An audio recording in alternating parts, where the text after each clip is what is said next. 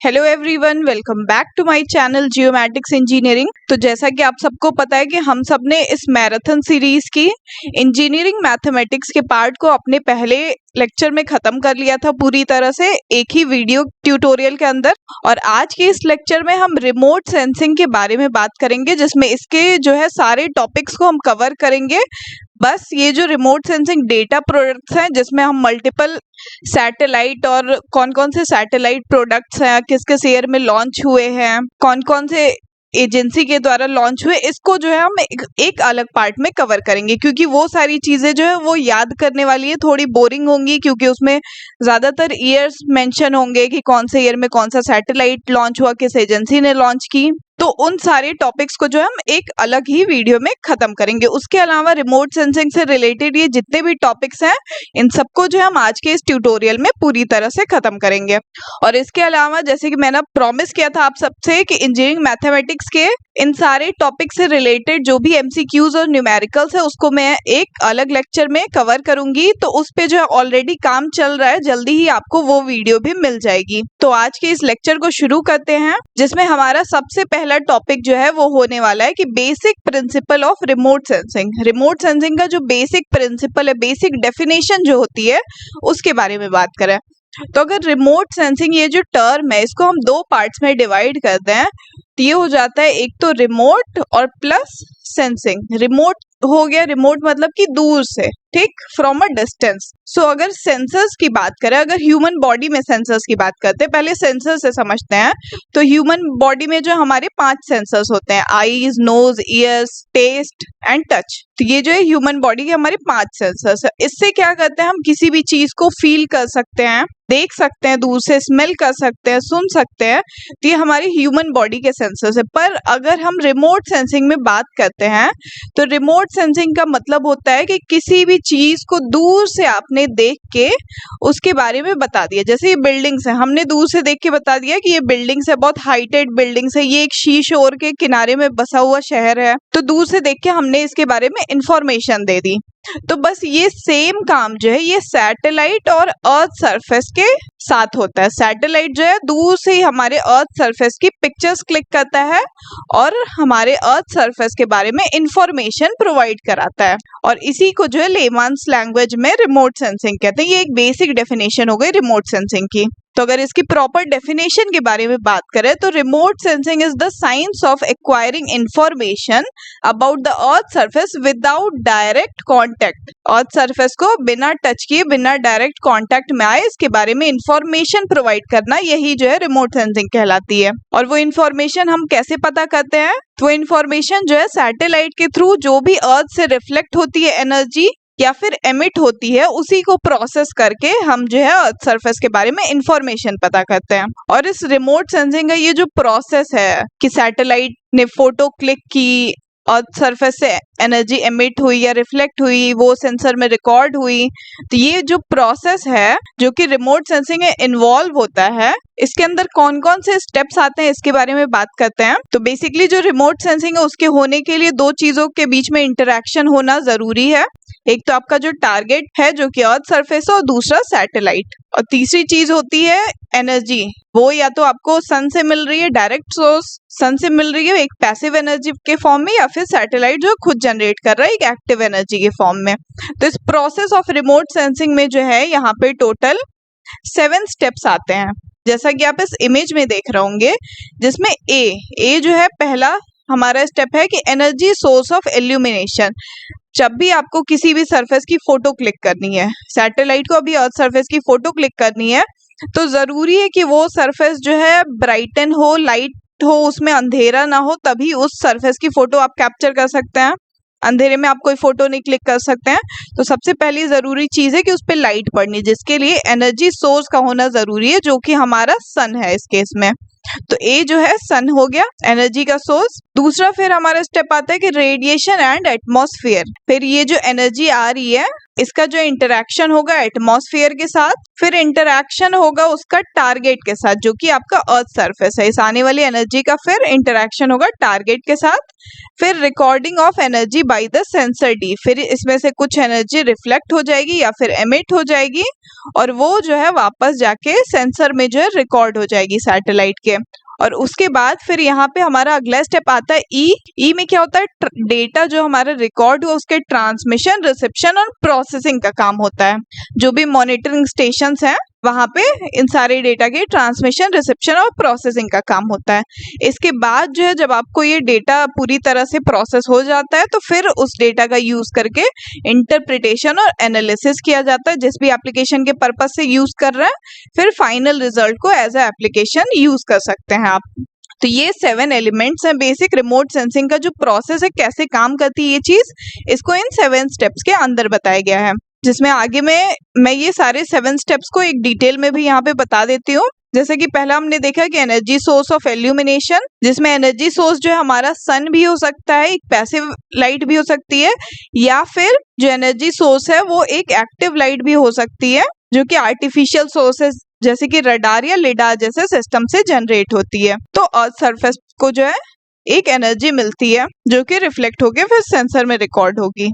उसके बाद दूसरा है हमारा step radiation and the atmosphere. जैसे ही ये सन से एमिटेड एनर्जी या फिर सेंसर से एमिटेड एनर्जी एटमॉस्फेयर में पहुंचती है तो इसका इंटरैक्शन जो है एटमॉस्फेयर से होता है और ये एनर्जी जो है एटमॉस्फेयर में स्कैटर होती है, कुछ एब्जॉर्ब हो जाती है या फिर कुछ एनर्जी मॉडिफाई हो जाती है जिससे उसकी क्वालिटी और क्वांटिटी पे इफेक्ट पड़ता है।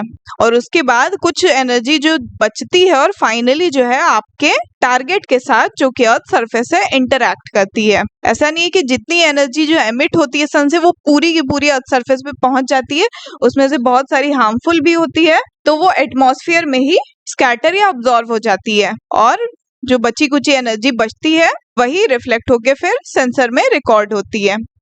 तो ये तो हो गया रेडिएशन एंड द एटमॉस्फेयर। तीसरा हो गया इंटरैक्शन विद द टारगेट। ये बची कुची एनर्जी जब है टारगेट तक रीच कर गई एटमॉस्फेयर के साथ में मिलने के बाद तो वो एनर्जी एक और फैक्टर पे डिपेंड करती है, वो सेंसर में रिकॉर्ड होगी कि नहीं ये इस फैक्टर पे डिपेंड करती है कि आपका जो टारगेट है उसका कॉम्पोजिशन क्या है, स्ट्रक्चर क्या है, कंडीशन क्या है और रेडिएशन का जो है कैरेक्टरिस्टिक क्या है। इसके बाद अगला स्टेप है हमारा recording of energy by the sensor. तो कौन सी एनर्जी जो है रिकॉर्ड होती है सेंसर में, तो जो भी एनर्जी अर्थ सरफेस तक पहुंचती है और रिफ्लेक्ट होती है या फिर स्कैटर होती है या फिर एमिट होती है, अब्जॉर्ब होने के बाद कुछ अमाउंट एमिट होता है तो वो एनर्जी जो है सेंसर के द्वारा रिकॉर्ड की जाती है। इसके बाद अगला स्टेप है ट्रांसमिशन, रिसेप्शन एंड प्रोसेसिंग। तो सेंसर में जब एनर्जी रिकॉर्ड हो गई इसके बाद के स्टेप में जो है ये एनर्जी जो रिकॉर्ड होती है एक इलेक्ट्रॉनिक फॉर्म में रिकॉर्ड होती है और यही इलेक्ट्रॉनिक फॉर्म में जो एनर्जी है ये प्रोसेसिंग स्टेशन को रिसीव होती है।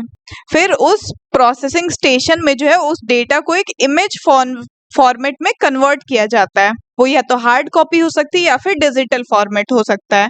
फिर उस पे वेरियस टेक्निक्स, मेथड्स अप्लाई करके जो है इमेज की क्वालिटी को इन्हांस करते हैं, उसकी यूजफुलनेस को इन्हांस करते हैं और मल्टीपल जो है फीचर्स एक्सट्रैक्ट कर सकते हैं, मल्टीपल इंफॉर्मेशन जो है उस इमेज से ले सकते हैं हम। इसके बाद अगला हमारा स्टेप हो गया कि इंटरप्रिटेशन एंड एनालिसिस।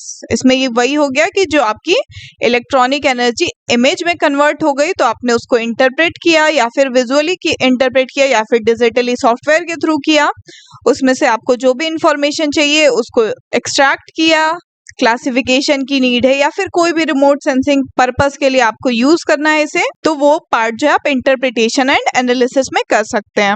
इसके बाद अगला और फाइनल स्टेप है एप्लीकेशन का। तो इसमें क्या होता है, आपने जो भी इंटरप्रिटेशन करके इंफॉर्मेशन एक्सट्रैक्ट की है उससे किसी तरह के रियल वर्ल्ड प्रॉब्लम को आप सॉल्व करते हैं या फिर वेरियस फील्ड में जो है उस एप्लीकेशन का इस्तेमाल होता है।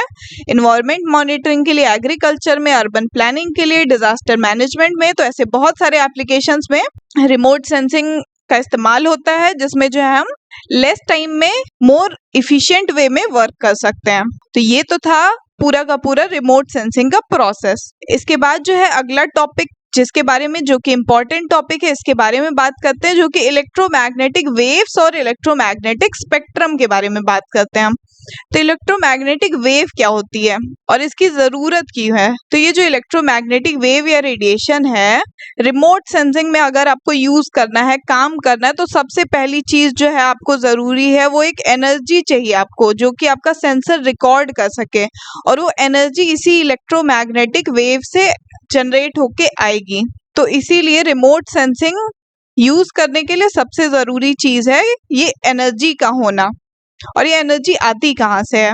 तो जैसा कि आप इस इमेज में देख पा रहे होंगे, ये सन है और ये हमारा अर्थ है, और सन के सरफेस पे जैसा कि आपको पता है बहुत हाई अमाउंट में जो है एनर्जी मौजूद है, और ये एनर्जी जो है यहाँ पे इलेक्ट्रिक और मैग्नेटिक टाइप की एनर्जी मौजूद है यहाँ पे। तो ये एनर्जी जो है ट्रेवल करके हमारे अर्थ सरफेस तक पहुंचती है, जिसमें कुछ इलेक्ट्रिक एनर्जी भी होती है, कुछ मैग्नेटिक एनर्जी भी होती है, और ये हमारे अर्थ सरफेस तक ट्रेवल करके पहुंचती है।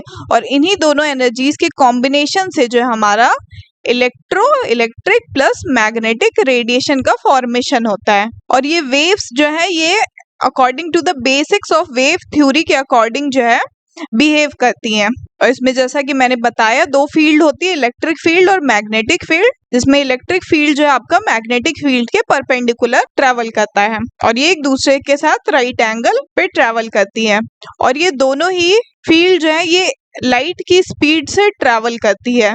और इस इलेक्ट्रोमैग्नेटिक रेडिएशन के वेव के जो है दो इम्पोर्टेंट जो है कैरेक्टरिस्टिक्स हैं, जो कि वेवलेंथ और फ्रीक्वेंसी है। तो वेवलेंथ और फ्रीक्वेंसी क्या होती है? तो जैसा कि मैंने बताया कि ये लाइट की स्पीड से ट्रेवल करती है, और लाइट की स्पीड का हम अगर फॉर्मूला देखें तो ये c is equal to lambda into v होता है, जहाँ पे लैम्डा जो है ये वेवलेंथ को रिप्रेजेंट करता है और v जो है फ्रीक्वेंसी को रिप्रेजेंट करता है। तो ये पूरी तरह से वेवलेंथ और फ्रीक्वेंसी पे डिपेंडेंट होता है। और ये वेवलेंथ और फ्रीक्वेंसी क्या होती है इसको अगर मैं डिस्क्राइब करूँ तो जैसा कि आप इस इमेज में देख रहे होंगे, यहाँ पे एक वेव है जो कि ट्रेवल करके यहाँ से यहाँ तक जा रही है।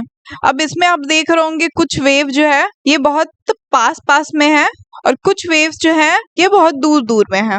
और वेवलेंथ क्या होती है आप सबने जो बेसिक फिजिक्स में पढ़ा होगा कि ये वेव्स का जो दो क्रेस्ट है इसके बीच की जो डिस्टेंस है इसको हम वेवलेंथ बोलते हैं। और ये वेवलेंथ जो है कहीं पे बड़ी है और कहीं पे छोटी है। और जब भी कोई वेव जो है हमारे अर्थ सरफेस तक पहुंचती है तो उसके अंदर जो है मल्टीपल फ्रीक्वेंसी और वेवलेंथ की जो है एनर्जीज मौजूद होती हैं। तो ये जो भी एनर्जी जो ये आपको दिख रही है बहुत फ्रीक्वेंटली जो ट्रेवल कर रही है, तो इसका आप वेवलेंथ को देख रहे होंगे ये शॉर्ट है, पर इनकी फ्रीक्वेंसी देख रहे होंगे, फ्रीक्वेंसी मतलब ये जो बहुत जल्दी ट्रेवल कर रही है, फ्रीक्वेंसी जो है ये इनकी हाई है। इसी के ऑपोजिट जहाँ पे वेवलेंथ जो है ये हाई है, यहाँ पे फ्रीक्वेंसी बहुत लो है, आराम से वेव्स जो है ट्रेवल कर रही हैं। तो इससे क्या पता चलता है कि हमारी जो है वेवलेंथ जो है ये फ्रीक्वेंसी के इनवर्सली प्रोपोर्शनल है। ठीक है, अगर वेवलेंथ ज्यादा होगा तो आपकी फ्रीक्वेंसी कम होगी, फ्रीक्वेंसी ज्यादा होगी तो वेवलेंथ कम होगा। तो therefore the two are inversely related है, दोनों एक दूसरे से। जितनी शॉर्टर होगी वेवलेंथ फ्रीक्वेंसी उतनी हायर होगी, और जितनी लॉन्गर होगी वेवलेंथ फ्रीक्वेंसी उतनी लोअर होगी। वेवलेंथ जो है इनको मीटर्स में मेजर किया जाता है, और मीटर्स के कुछ फैक्टर है जैसे कि नैनोमीटर, माइक्रोमीटर, सेंटीमीटर। तो इन सारे फैक्टर्स में जो है वेवलेंथ को मेजर किया जा सकता है। और फ्रीक्वेंसी जो है ये रेफर होती है to the number of cycles of a wave passing a fixed point per unit of time. और फ्रीक्वेंसी को जो है नॉर्मली मेजर किया जाता है हर्ट्ज में, इक्विवेलेंट है जो कि 1 साइकिल पर सेकेंड के, and various multiples of hertz. और वेवलेंथ को जो है जैसा कि मैंने बताया कि ग्रीक लेटर जो है लैम्डा इससे रिप्रेजेंट करते हैं। तो ये दो इंपॉर्टेंट कैरेक्टरिस्टिक्स हैं इलेक्ट्रोमैग्नेटिक रेडिएशन के, वेवलेंथ और फ्रीक्वेंसी, जिसके बारे में आप समझ गए होंगे कि क्या होती है दोनों और कैसे दोनों एक दूसरे से रिलेटेड है। इसके बाद एक दूसरा टर्म जो है जिसकी बात करते हैं हम, जो कि इलेक्ट्रोमैग्नेटिक स्पेक्ट्रम है। अभी तक तो हमने इलेक्ट्रोमैग्नेटिक वेव के बारे में देखा कि सन से जो है एक एनर्जी एमिट होती है जिसमें इलेक्ट्रिक और मैग्नेटिक वेव्स का कॉम्बिनेशन होता है, और जिसके अंदर मल्टीपल वेवलेंथ और फ्रीक्वेंसी की रेंजेस मौजूद होती हैं। और ये लाइट की स्पीड पे ट्रेवल करते हैं। तो ये बेसिक चीजें जो है हमने इलेक्ट्रोमैग्नेटिक रेडिएशन के बारे में देख ली। और जैसा कि मैंने बताया कि इलेक्ट्रोमैग्नेटिक रेडिएशन में अलग अलग डिफरेंट फ्रीक्वेंसीज और वेवलेंथ का ग्रुप होता है, तो इसी ग्रुप को जो है हम स्पेक्ट्रम बोल देते हैं। तो आप समझ गए, इलेक्ट्रोमैग्नेटिक वेव है हमारी। इलेक्ट्रोमैग्नेटिक वेव के अंदर हमने देख ली कि डिफरेंट फ्रीक्वेंसी और डिफरेंट वेवलेंथ की जो है रेंजेस मौजूद है यहाँ पे, और इनका एक ग्रुप है। तो इसी ग्रुप को जो है हम इलेक्ट्रोमैग्नेटिक स्पेक्ट्रम कहते हैं। और ये ग्रुप जो है ये कैसे मौजूद है, तो इनको जो है कुछ कुछ नाम दिया गया हुआ है वेवलेंथ और फ्रीक्वेंसी के अकॉर्डिंग इसके। तो इनको जो है टोटल 7 ग्रुप्स में बांटा गया है। इसको हम शॉर्टर वेवलेंथ से लॉन्गर वेवलेंथ की तरफ अगर नाम देखें इसका, तो सबसे पहले आता है गामा रेज, फिर एक्स रेज, फिर अल्ट्रा वायलेट, विजिबल लाइट जो कि हमारी आंखों से विजिबल है, अर्थ सन से जो इतनी सारी जो एनर्जी निकल के हमारे अर्थ सरफेस तक पहुंचती है, ये gamma, x, UV, visible, infrared, microwave, radio waves, इसमें से जो हमारी आंखें बस इस विजिबल लाइट को देख सकती हैं। और इसको याद करने का जो तरीका है, आप इसके पहले लेटर से इसको याद कर सकते हैं, जैसे G for gamma, GXUVIMR, gamma, x ray, ultraviolet, visible, infrared, microwave और रेडियो वेव्स। तो इसके पहले लेटर से जो इसकी सीरीज आप याद कर सकते हैं, shorter wavelength to longer wavelength. Exam में इसको अक्सर अरेंज करने का आ जाता है। तो ये तो इलेक्ट्रोमैग्नेटिक स्पेक्ट्रम है, और इसमें से हमारे जो कुछ इंटरेस्ट के ग्रुप्स हैं, इंटरेस्ट की वेवलेंथ रेंजेस है, जिसका हम रिमोट सेंसिंग में इस्तेमाल करते हैं, उसके बारे में बात करते हैं। तो इसके बाद जो हमारी सबसे पहली वेवलेंथ रेंज है, जो कि जिसका कुछ पार्ट जो है रिमोट सेंसिंग में इस्तेमाल होता है, वो है अल्ट्रा वायलेट वेवलेंथ रेंज। तो अल्ट्रा वायलेट वेवलेंथ रेंज जो है, इसका बहुत छोटा सा पोर्शन जो है ये रिमोट सेंसिंग में इस्तेमाल किया जाता है। और वो छोटा सा पोर्शन कौन सा है, जैसे कि आप इस इमेज में देख रहे होंगे, ये गामा हो गई, एक्स रेज, फिर उसके बाद आता है आपका अल्ट्रा वायलेट रेंज, और उसके बाद से आपका विजिबल शुरू हो जाता है। अगर आप विजिबल रेंज को जो है एक्सपैंड करोगे, तो आपको विबग्योर का कॉन्सेप्ट पता होगा, violet, indigo, blue, green, yellow, orange और रेड। तो इसका जो ये वॉयलेट वाला रेंज है, ये अल्ट्रा वॉयलेट के सबसे नियरेस्ट में है। तो इसी वॉयलेट के बियॉन्ड में जो अल्ट्रा वॉयलेट की रेंज आती है, अवेलेबल रहती है, यही वाली रेंज जो है, ये छोटी सी रेंज, ये रिमोट सेंसिंग के पर्पज से यूज की जाती है। और कहाँ पे यूज की जाती है, अर्थ सरफेस पे कुछ मटेरियल्स हो गए, रॉक्स के या मिनरल्स के, तो उनके आइडेंटिफिकेशन के लिए जो है इस वेवलेंथ रेंज का इस्तेमाल किया जाता है। इसके बाद जो दूसरी और मोस्ट इम्पॉर्टेंट रेंज है जो कि रिमोट सेंसिंग में इस्तेमाल की जाती है, वो है विजिबल रेंज। तो विजिबल रेंज जो है, ये आप सबको पता है कि ये हमारे आईज को भी इजीली विजिबल है। आईज हमारी जो है बस इसी रेंज को देख सकती हैं। तो हमारे इर्द गिर्द जो एटमॉस्फेयर में बहुत सारी रेडिएशंस हैं, पर हमारी आंखें जो है बस इसी विजिबल को देख पाती हैं।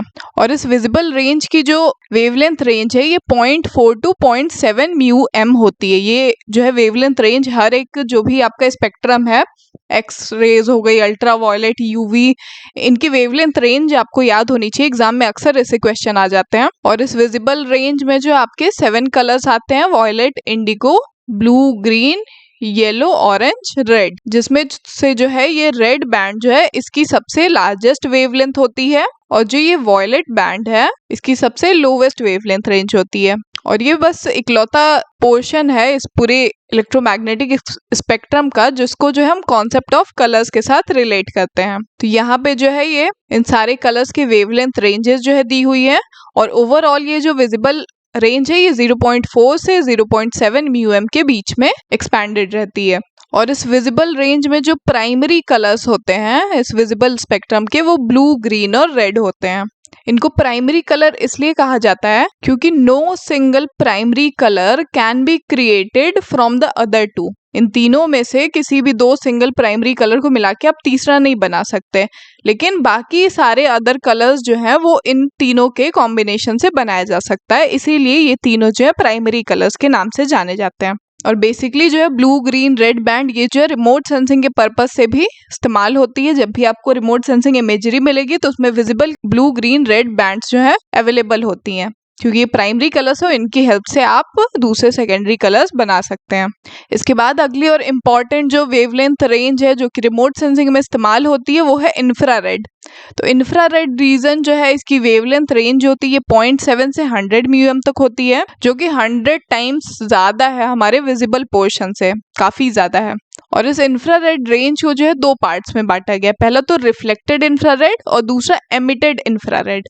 तो रिफ्लेक्टेड क्या हो जाती है कि जो रेडिएशन जो है हमारी अर्थ सरफेस पे आई और टकरा के वापस रिफ्लेक्ट हो गई, और एमिटेड या थर्मल इंफ्रारेड क्या होता है, ये एनर्जी आई अर्थ सरफेस पे जो है अब्जॉर्व हो गई, अब्जॉर्व होने के बाद में जो है ये एक थर्मल एनर्जी के फॉर्म में एमिट होती है अर्थ सरफेस से, तो उसको हम एमिटेड या थर्मल इंफ्रारेड बोलते हैं। तो जैसा कि मैंने बताया कि इंफ्रारेड जो है इसकी वेवलेंथ रेंज 0.7 से 100 म्यूएम तक होती है, पर रिमोट सेंसिंग में बस जो है 0.7 से 3 म्यूएम तक वाला रिफ्लेक्टेड जो है इंफ्रारेड कवर होता है, और 3 से लेके 100 म्यूएम तक आपका थर्मल इंफ्रारेड में कवर होता है, जिसे हम एमिटेड इंफ्रारेड भी कहते हैं। तो ये बैंड का भी जो है कुछ पोर्शन रिमोट सेंसिंग में इस्तेमाल किया जाता है।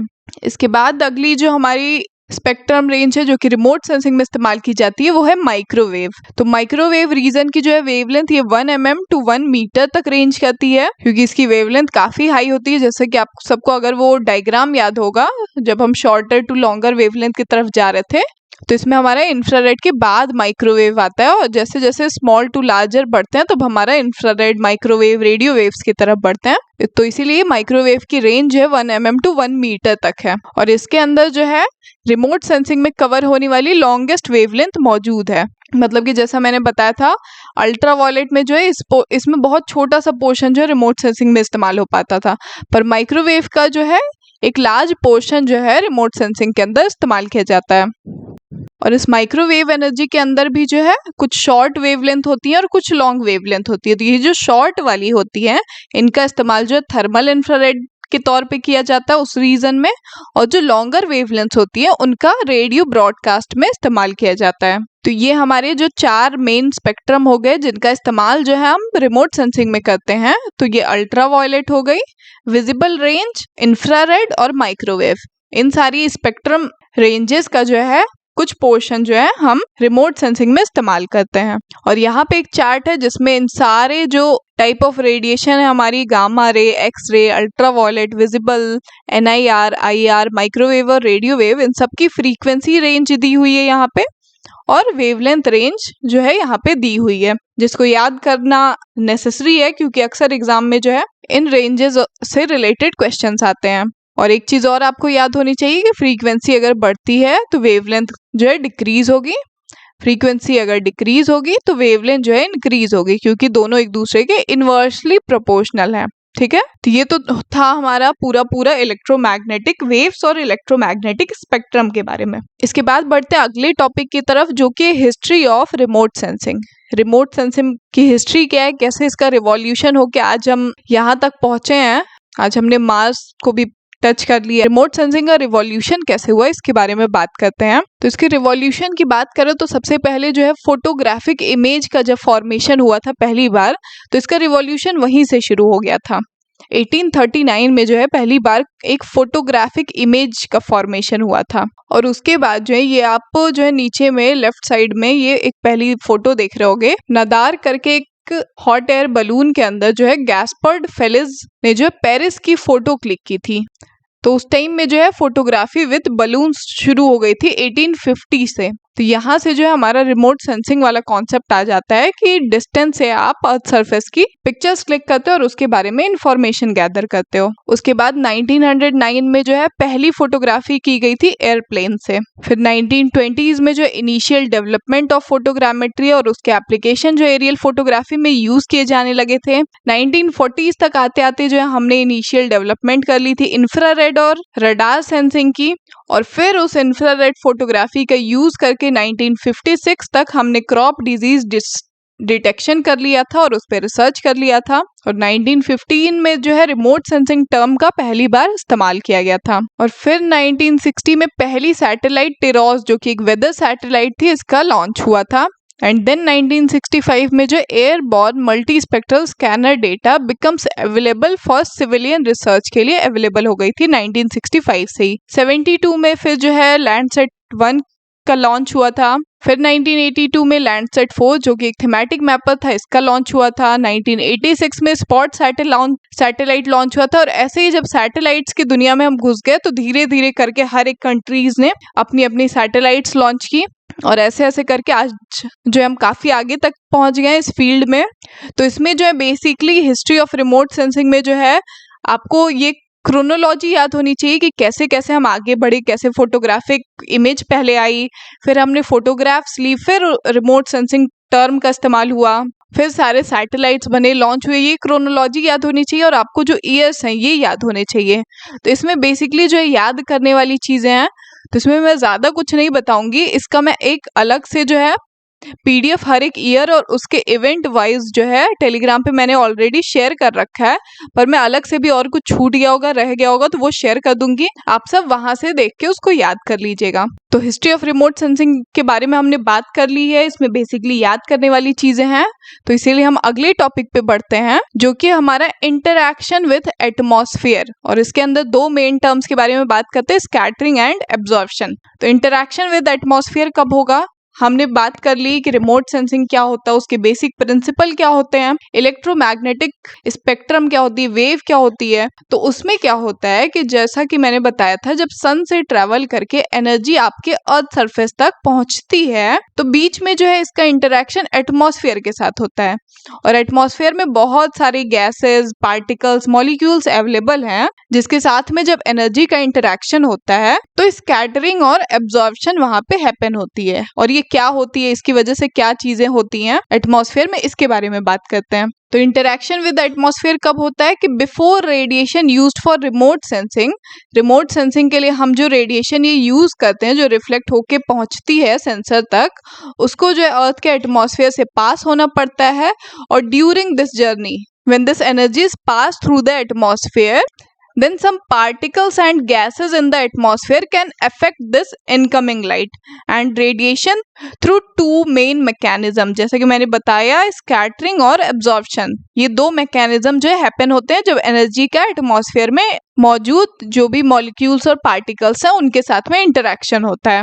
तो स्कैटरिंग जो होती है ये क्या होती है, तो स्कैटरिंग अकर होती कब, जब एटमॉस्फेयर में जो पार्टिकल्स हैं, ये एटमॉस्फेरिक पार्टिकल्स हैं जो जैसे कि इस इमेज में देख रहे होंगे, या फिर कोई लार्ज गैस मॉलिक्यूल है जो कि एटमॉस्फेयर में प्रेजेंट है, वो इनकमिंग रेडिएशन के साथ जब इंटरैक्ट करती है तो उसका जो पाथ है ये सीधी सीधी सी आ रही है एनर्जी, पर ये जैसे ही एटमॉस्फेयर में ये जो पार्टिकल्स और लार्ज गैस मॉलिक्यूल्स मौजूद हैं इनसे इंटरैक्ट की तो ये एनर्जी डेविएट हो जाती है, अलग अलग डायरेक्शन में डेविएट हो जाती है और अपने ओरिजिनल पाथ जो है उससे भटक जाती है।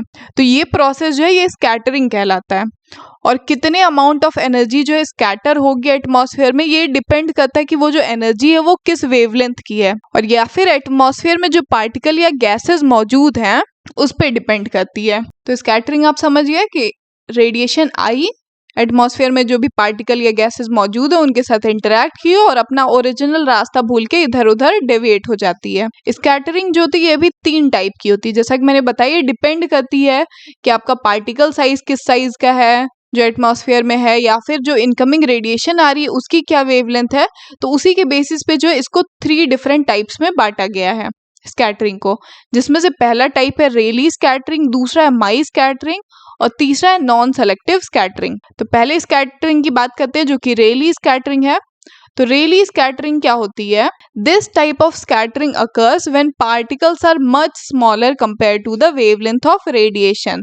मतलब कि आपकी जो रेडिएशन आ रही है, आपकी जो वेवलेंथ है और एटमॉस्फेयर में जो पार्टिकल्स मौजूद हैं, तो ये पार्टिकल्स का जो साइज है जो एटमॉस्फेयर में मौजूद है, इनका साइज जो है इनकमिंग वेवलेंथ से काफी छोटा है, तो वहां पे जो है रेली स्कैटरिंग अकर होती है। और ये स्मॉल पार्टिकल्स क्या क्या हो सकते हैं, ये स्मॉल पार्टिकल्स हो सकते हैं specs of dust, nitrogen, oxygen जैसे मॉलिक्यूल जो कि बहुत छोटे होते हैं साइज में। इनका इंटरेक्शन जब किसी इनसे बड़े साइज वाले वेवलेंथ से होता है तो वहां पे रेली स्कैटरिंग अकर होती है। और इस स्कैटरिंग की वजह से क्या होता है, इस स्कैटरिंग की वजह से जो हमें सनसेट और सनराइज के टाइम में जो स्काई का कलर रेड दिखता है वो रेली स्कैटरिंग की वजह से दिखता है। दिन में स्काई का कलर जो ब्लू दिखता है ये भी रेली स्कैटरिंग की वजह से होता है। तो इस ब्लू और रेड दिखने का पीछे का रीजन क्या है, इसको अगर एक्सप्लेन करें तो रेली स्कैटरिंग जो है ये अफेक्ट करती है शॉर्टर वेवलेंथ्स को। ठीक है, वेवलेंथ शॉर्टर होती है पर पार्टिकल साइज उससे भी ज्यादा इस वेवलेंथ से भी छोटे होते हैं। ठीक, तो रेली स्कैटरिंग जो शॉर्टर वेवलेंथ्स को अफेक्ट करती है, causing them to scatter more than longer wavelength, जिसकी वजह से क्या होता है कि शॉर्टर वेवलेंथ जो होती है वो ज्यादा स्कैटर हो जाती है लॉन्गर वेवलेंथ के मुकाबले में। और अगर हम शॉर्टर वेवलेंथ हमारी कौन सी हो गई, अगर हम विबग्योर की बात करें तो हमारी ये शॉर्टर वेवलेंथ जो है ये वॉयलेट, इंडिगो, ब्लू ये सारे शॉर्टर वेवलेंथ हैं। और दिन में स्काई का कलर ब्लू इसीलिए दिखता है क्योंकि ये सारे शॉर्टर वेवलेंथ्स जो हैं रेली स्कैटरिंग की वजह से स्कैटर हो जाते हैं एटमॉस्फेयर में और स्काई को ब्लू दिखाने का काम करते हैं दिन के टाइम में। और उसकी वजह से होता क्या है कि सनराइज और सनसेट के टाइम पे शॉर्टर वेवलेंथ जो है वो इजिली स्कैटर हो जाती हैं, जल्दी स्कैटर हो जाती हैं एटमॉस्फेयर में, और बच जाती है ये सारी longer wavelength yellow, orange, red, जिनको लंबा ट्रैवल करना पड़ता है एटमॉस्फेयर में। और उसकी वजह से एटमॉस्फेयर का कलर जो है हमें सनसेट और सनराइज के टाइम पे रेड दिखता है। ठीक है, क्योंकि ये शॉर्टर वाले रेली स्कैटरिंग की वजह से दिन में ही स्कैटर होके पूरे स्काई को ब्लू दिखाते हैं, और लॉन्गर वेवलेंथ वाले जो बच जाते हैं वो सुबह और शाम के टाइम जो स्काई को रेड अपीयर कराते हैं। तो ये समझ गए होंगे आई होप आप सब कि रेली स्कैटरिंग क्या होती है, कैसे वर्क करती है। इसके बाद अगला जो स्कैटरिंग का टाइप है माई स्कैटरिंग। तो माई स्कैटरिंग में क्या होता है, ये अकर होती है when particles are approximately the same size as the wavelength of the radiation. मतलब कि हमारी जो वेवलेंथ है अप्रोक्सीमेटली जो है सेम साइज के होते हैं, इस वेवलेंथ के साइज के बराबर के या लगभग में पार्टिकल साइज का साइज होता है। और वैसे केस में जब स्कैटरिंग अकर होती है तो वो माई स्कैटरिंग कहलाती है। इसमें जो पार्टिकल्स होते हैं वो डस्ट हो गया, पॉलन, स्मोक और वाटर वेपर जैसे पार्टिकल्स के साथ में इंटरेक्शन होता है वेवलेंथ का। और माई स्कैटरिंग क्या करती है, ये लॉन्गर वेवलेंथ को अफेक्ट करती है कंपेयर टू रेली स्कैटरिंग। ये प्रोमिनेंट होती है ज्यादातर एटमॉस्फेयर का जो लोअर पोर्शन है उसमें, जहाँ पे जो है लार्जर पार्टिकल्स अपने ज्यादा डेंस और हैवी होने की वजह से लोअर एटमॉस्फेयर में ज्यादा अवेलेबल होते हैं, तो वहां पे इस स्कैटरिंग माई स्कैटरिंग होती है। तो माई स्कैटरिंग के बारे में आप समझ गए कि इसमें जो पार्टिकल साइज होता है वेवलेंथ के लगभग बराबर होता है, और ये रेली स्कैटरिंग के मुकाबले में जो लॉन्गर वेवलेंथ है उनको अफेक्ट करता है और एटमॉस्फेयर के लोअर पोर्शन में हैपन होता है। इसके बाद बात करते हैं तीसरे टाइप की, जो कि नॉन सेलेक्टिव स्कैटरिंग। तो जैसा कि इसके नाम भी है नॉन सेलेक्टिव, मतलब कि ये किसी भी वेवलेंथ के साथ भेदभाव नहीं करता, लॉन्गर हो शॉर्टर हो सबके साथ में स्कैटरिंग होती है इसकी। और ये स्कैटरिंग कब होती है, जब आपका पार्टिकल साइज जो है आपके वेवलेंथ के साइज से मच लार्जर हो, उस टाइम में आपका ये नॉन सेलेक्टिव स्कैटरिंग होता है। क्योंकि इसमें लार्जर पार्टिकल्स होते हैं, तो लार्जर पार्टिकल्स जो हमारी आंखों से भी दिख जाए, वाटर ड्रॉपलेट्स हो गए, लार्ज डस्ट पार्टिकल हो गए, तो ऐसे पार्टिकल्स के साथ में जब वेवलेंथ का इंटरेक्शन होता है तो वहां पे नॉन सेलेक्टिव स्कैटरिंग होती है। और ये हर एक वेवलेंथ को इक्वली ट्रीट करता है। इक्वली ट्रीट करने की वजह से क्या होता है, वेवलेंथ हो गई हमारी जैसे रेड ग्रीन ब्लू हो गई, रेड ग्रीन ब्लू का जब इक्वल पार्ट हम कंसिडर करते हैं तो एक वाइट लाइट का फॉर्मेशन होता है। तो सेम वे में जो है नॉन सेलेक्टिव स्कैटरिंग काम करती है, और ये हर एक वेवलेंथ को इक्वली ट्रीट करती है, जिसकी वजह से हमें क्या है, फॉग हो गया, ये क्लाउड हो गया, ये वाइट अपीयर होता है नॉन सेलेक्टिव स्कैटरिंग की वजह से। जैसा कि हमने अभी एटमॉस्फेरिक अब्जॉर्प्शन के बारे में बात कर ली है, और उसमें जो स्कैटरिंग मैकेनिज्म होता है उसके जो तीनों टाइप्स हैं उसके बारे में बात कर ली है। तो एटमॉस्फेयर में अब्जॉर्व होने के बाद एनर्जी जो है बची कुची जो है अर्थ सरफेस तक पहुंचती है, और यही जो है रिफ्लेक्ट होती है। तो ये इंसिडेंट एनर्जी जो है, अगर इसके बारे में बात करें तो यहाँ पे इस इमेज में देख रहे होगे आप, ये इंसिडेंट एनर्जी जो है ये 3 पार्ट्स में बटी हुई है। क्या क्या, रिफ्लेक्टेड एनर्जी, अब्जॉर्ब्ड एनर्जी और ट्रांसमिटेड एनर्जी। तो रिफ्लेक्टेड एनर्जी क्या होती है, बेसिकली जो आपकी एनर्जी अर्थ सरफेस तक पहुंची वो अर्थ सरफेस से टकरा के वापस जो है सेंसर में रिकॉर्ड हो गई या एटमॉस्फेयर में अब्जॉर्व हो गई, पर वो अर्थ सरफेस से जो है रिफ्लेक्ट हो गई। और यही रिफ्लेक्टेड एनर्जी जो है रिमोट सेंसिंग में यूज की जाती है। तो ये reflected energy plus absorbed energy क्या हो जाती है, जो इंसिडेंट एनर्जी है हमारी, ये अर्थ सरफेस में कहीं पे अब्जॉर्ब हो जाती है, तो वो अब्जॉर्ब्ड एनर्जी हो जाती है। और ट्रांसमिटेड एनर्जी है कि अब्जॉर्ब भी नहीं होती, ये थ्रू आउट जो है पास हो जाती है अर्थ सरफेस से। तो इसी तरीके से जो हमारी इंसिडेंट एनर्जी ये 3 पार्ट्स में बटी हुई है, अब्जॉर्ब्ड एनर्जी, रिफ्लेक्टेड एनर्जी और ट्रांसमिटेड एनर्जी। तो ये तो आप समझिए रिफ्लेक्टेड एनर्जी के बारे में कि कौन सी एनर्जी जो है इंसिडेंट की रिफ्लेक्टेड में कन्वर्ट होके ये वाली जो है रिमोट सेंसिंग में इस्तेमाल की जाती है। तो अभी तक हमने देखा कि जब एटमॉस्फेयर में इंटरेक्शन होता है तो इसका जो है 2 मेन मैकेनिज्म होते हैं, स्कैटरिंग और दूसरा अब्जॉर्प्शन होता है। तो स्कैटरिंग के बारे में हमने पढ़ ली, और उसके बाद जो एनर्जी रिफ्लेक्ट होके अर्थ सरफेस तक आती है वो कैसे कैसे डिवाइड होती है उसके बारे में हमने बात कर ली। अब बात करते हैं अब्जॉर्प्शन के बारे में। तो अब्जॉर्प्शन क्या होता है? अब्जॉर्प्शन भी एक मेन मैकेनिज्म है जब इलेक्ट्रोमैग्नेटिक रेडिएशन जो एटमॉस्फेयर के साथ इंटरैक्ट करती है। पर इस अब्जॉर्प्शन में क्या होता है, स्कैटरिंग में तो थी कि एटमॉस्फेरिक पार्टिकल से इंटरैक्ट होकर इधर उधर अपने रास्ते से डेविएट हो जाती थी, पर अब्जॉर्प्शन के नाम में जैसा कि मेंशन है, इस फिनोमेना में क्या होता है कि एटमॉस्फेयर में जो गैसेस मौजूद हैं, ओजोन हो गई, कार्बन डाइऑक्साइड हो गई और वाटर वेपर हो गया, ये 3 मेन एटमॉस्फेरिक कॉन्स्टिट्यूएंट हैं जो कि इस इनकमिंग एनर्जी को अब्सॉर्ब करने का काम करती है। पर इसमें भी कुछ लिमिटेशंस हैं कि ये सारी ही एनर्जी को अब्सॉर्ब नहीं कर लेती, कुछ लिमिटेड एनर्जी को अब्सॉर्ब करती है और कुछ लिमिटेड एनर्जी को जो है अपने थ्रू पास आउट होने देती है। तो इसमें से जो ओजोन है इसका क्या काम है, तो ओजोन जो है ये अब्सॉर्ब करती है जितनी भी हार्मफुल गैसेस हैं या हार्मफुल एनर्जी है जो कि लिविंग थिंग्स के लिए हार्मफुल है, जैसे कि अल्ट्रा वायलेट रेडिएशन हो गई जो सन से आती है, तो ओजोन जो है इसको अब्सॉर्ब कर लेता है। अगर ये ओजोन नहीं होता एक प्रोटेक्टिव लेयर की तरह एटमॉस्फेयर में, तो हमारी स्किन जो है इस एनर्जी की वजह से बर्न हो सकती है। ऐसे ही दूसरा जो मेन एटमॉस्फेरिक कॉन्स्टिट्यूएंट है कार्बन डाइऑक्साइड। तो जैसा कि आपने सुना होगा कि कार्बन डाइऑक्साइड को ग्रीन हाउस गैस के नाम से भी जाना जाता है, क्योंकि इसके अंदर जो है स्ट्रॉन्ग कैपेसिटी होती है अब्सॉर्ब करने की फार इंफ्रारेड पोर्शन, जो स्पेक्ट्रम है इलेक्ट्रोमैग्नेटिक स्पेक्ट्रम, उसका फार इंफ्रारेड स्पेक्ट्रम जो है कार्बन डाइऑक्साइड अब्सॉर्ब कर लेती है, क्योंकि that area is associated with thermal heating which serves to trap this heat inside the atmosphere. तो ये एरिया जो है थर्मल हीटिंग का जो पार्ट है एटमॉस्फेयर के ही अंदर उस हीट को ट्रैप कर लेता है। इसके बाद तीसरी जो एटमॉस्फेरिक कॉन्स्टिट्यूएंट है इंपॉर्टेंट, वाटर वेपर है। तो वाटर वेपर का क्या काम है कि atmosphere absorb much of the incoming long wave infrared and short wave microwave. Water vapour जो है लॉन्ग वेव इंफ्रारेड और शॉर्ट वेव माइक्रोवेव रेडिएशन को अब्सॉर्ब कर लेती है, जो कि 22 म्यूएम से 1 मीटर वेवलेंथ तक के बीच की होती है। और वाटर वेपर की जो एटमॉस्फेयर में presence location to location differ करती है, क्योंकि वाटर वेपर की अगर बात करें तो आपका जो कोस्टल एरियाज हो गया वहां पे आपको वाटर वेपर जो एटमॉस्फेयर में ज्यादा देखने मिलेगा, पर वहीं कई डेजर्ट एरिया हो गया तो वहां पे आपको बहुत लिटिल एटमॉस्फेरिक वाटर वेपर जो है प्रेजेंट मिलेगा, ह्यूमिडिटी वहां पे लो होगी।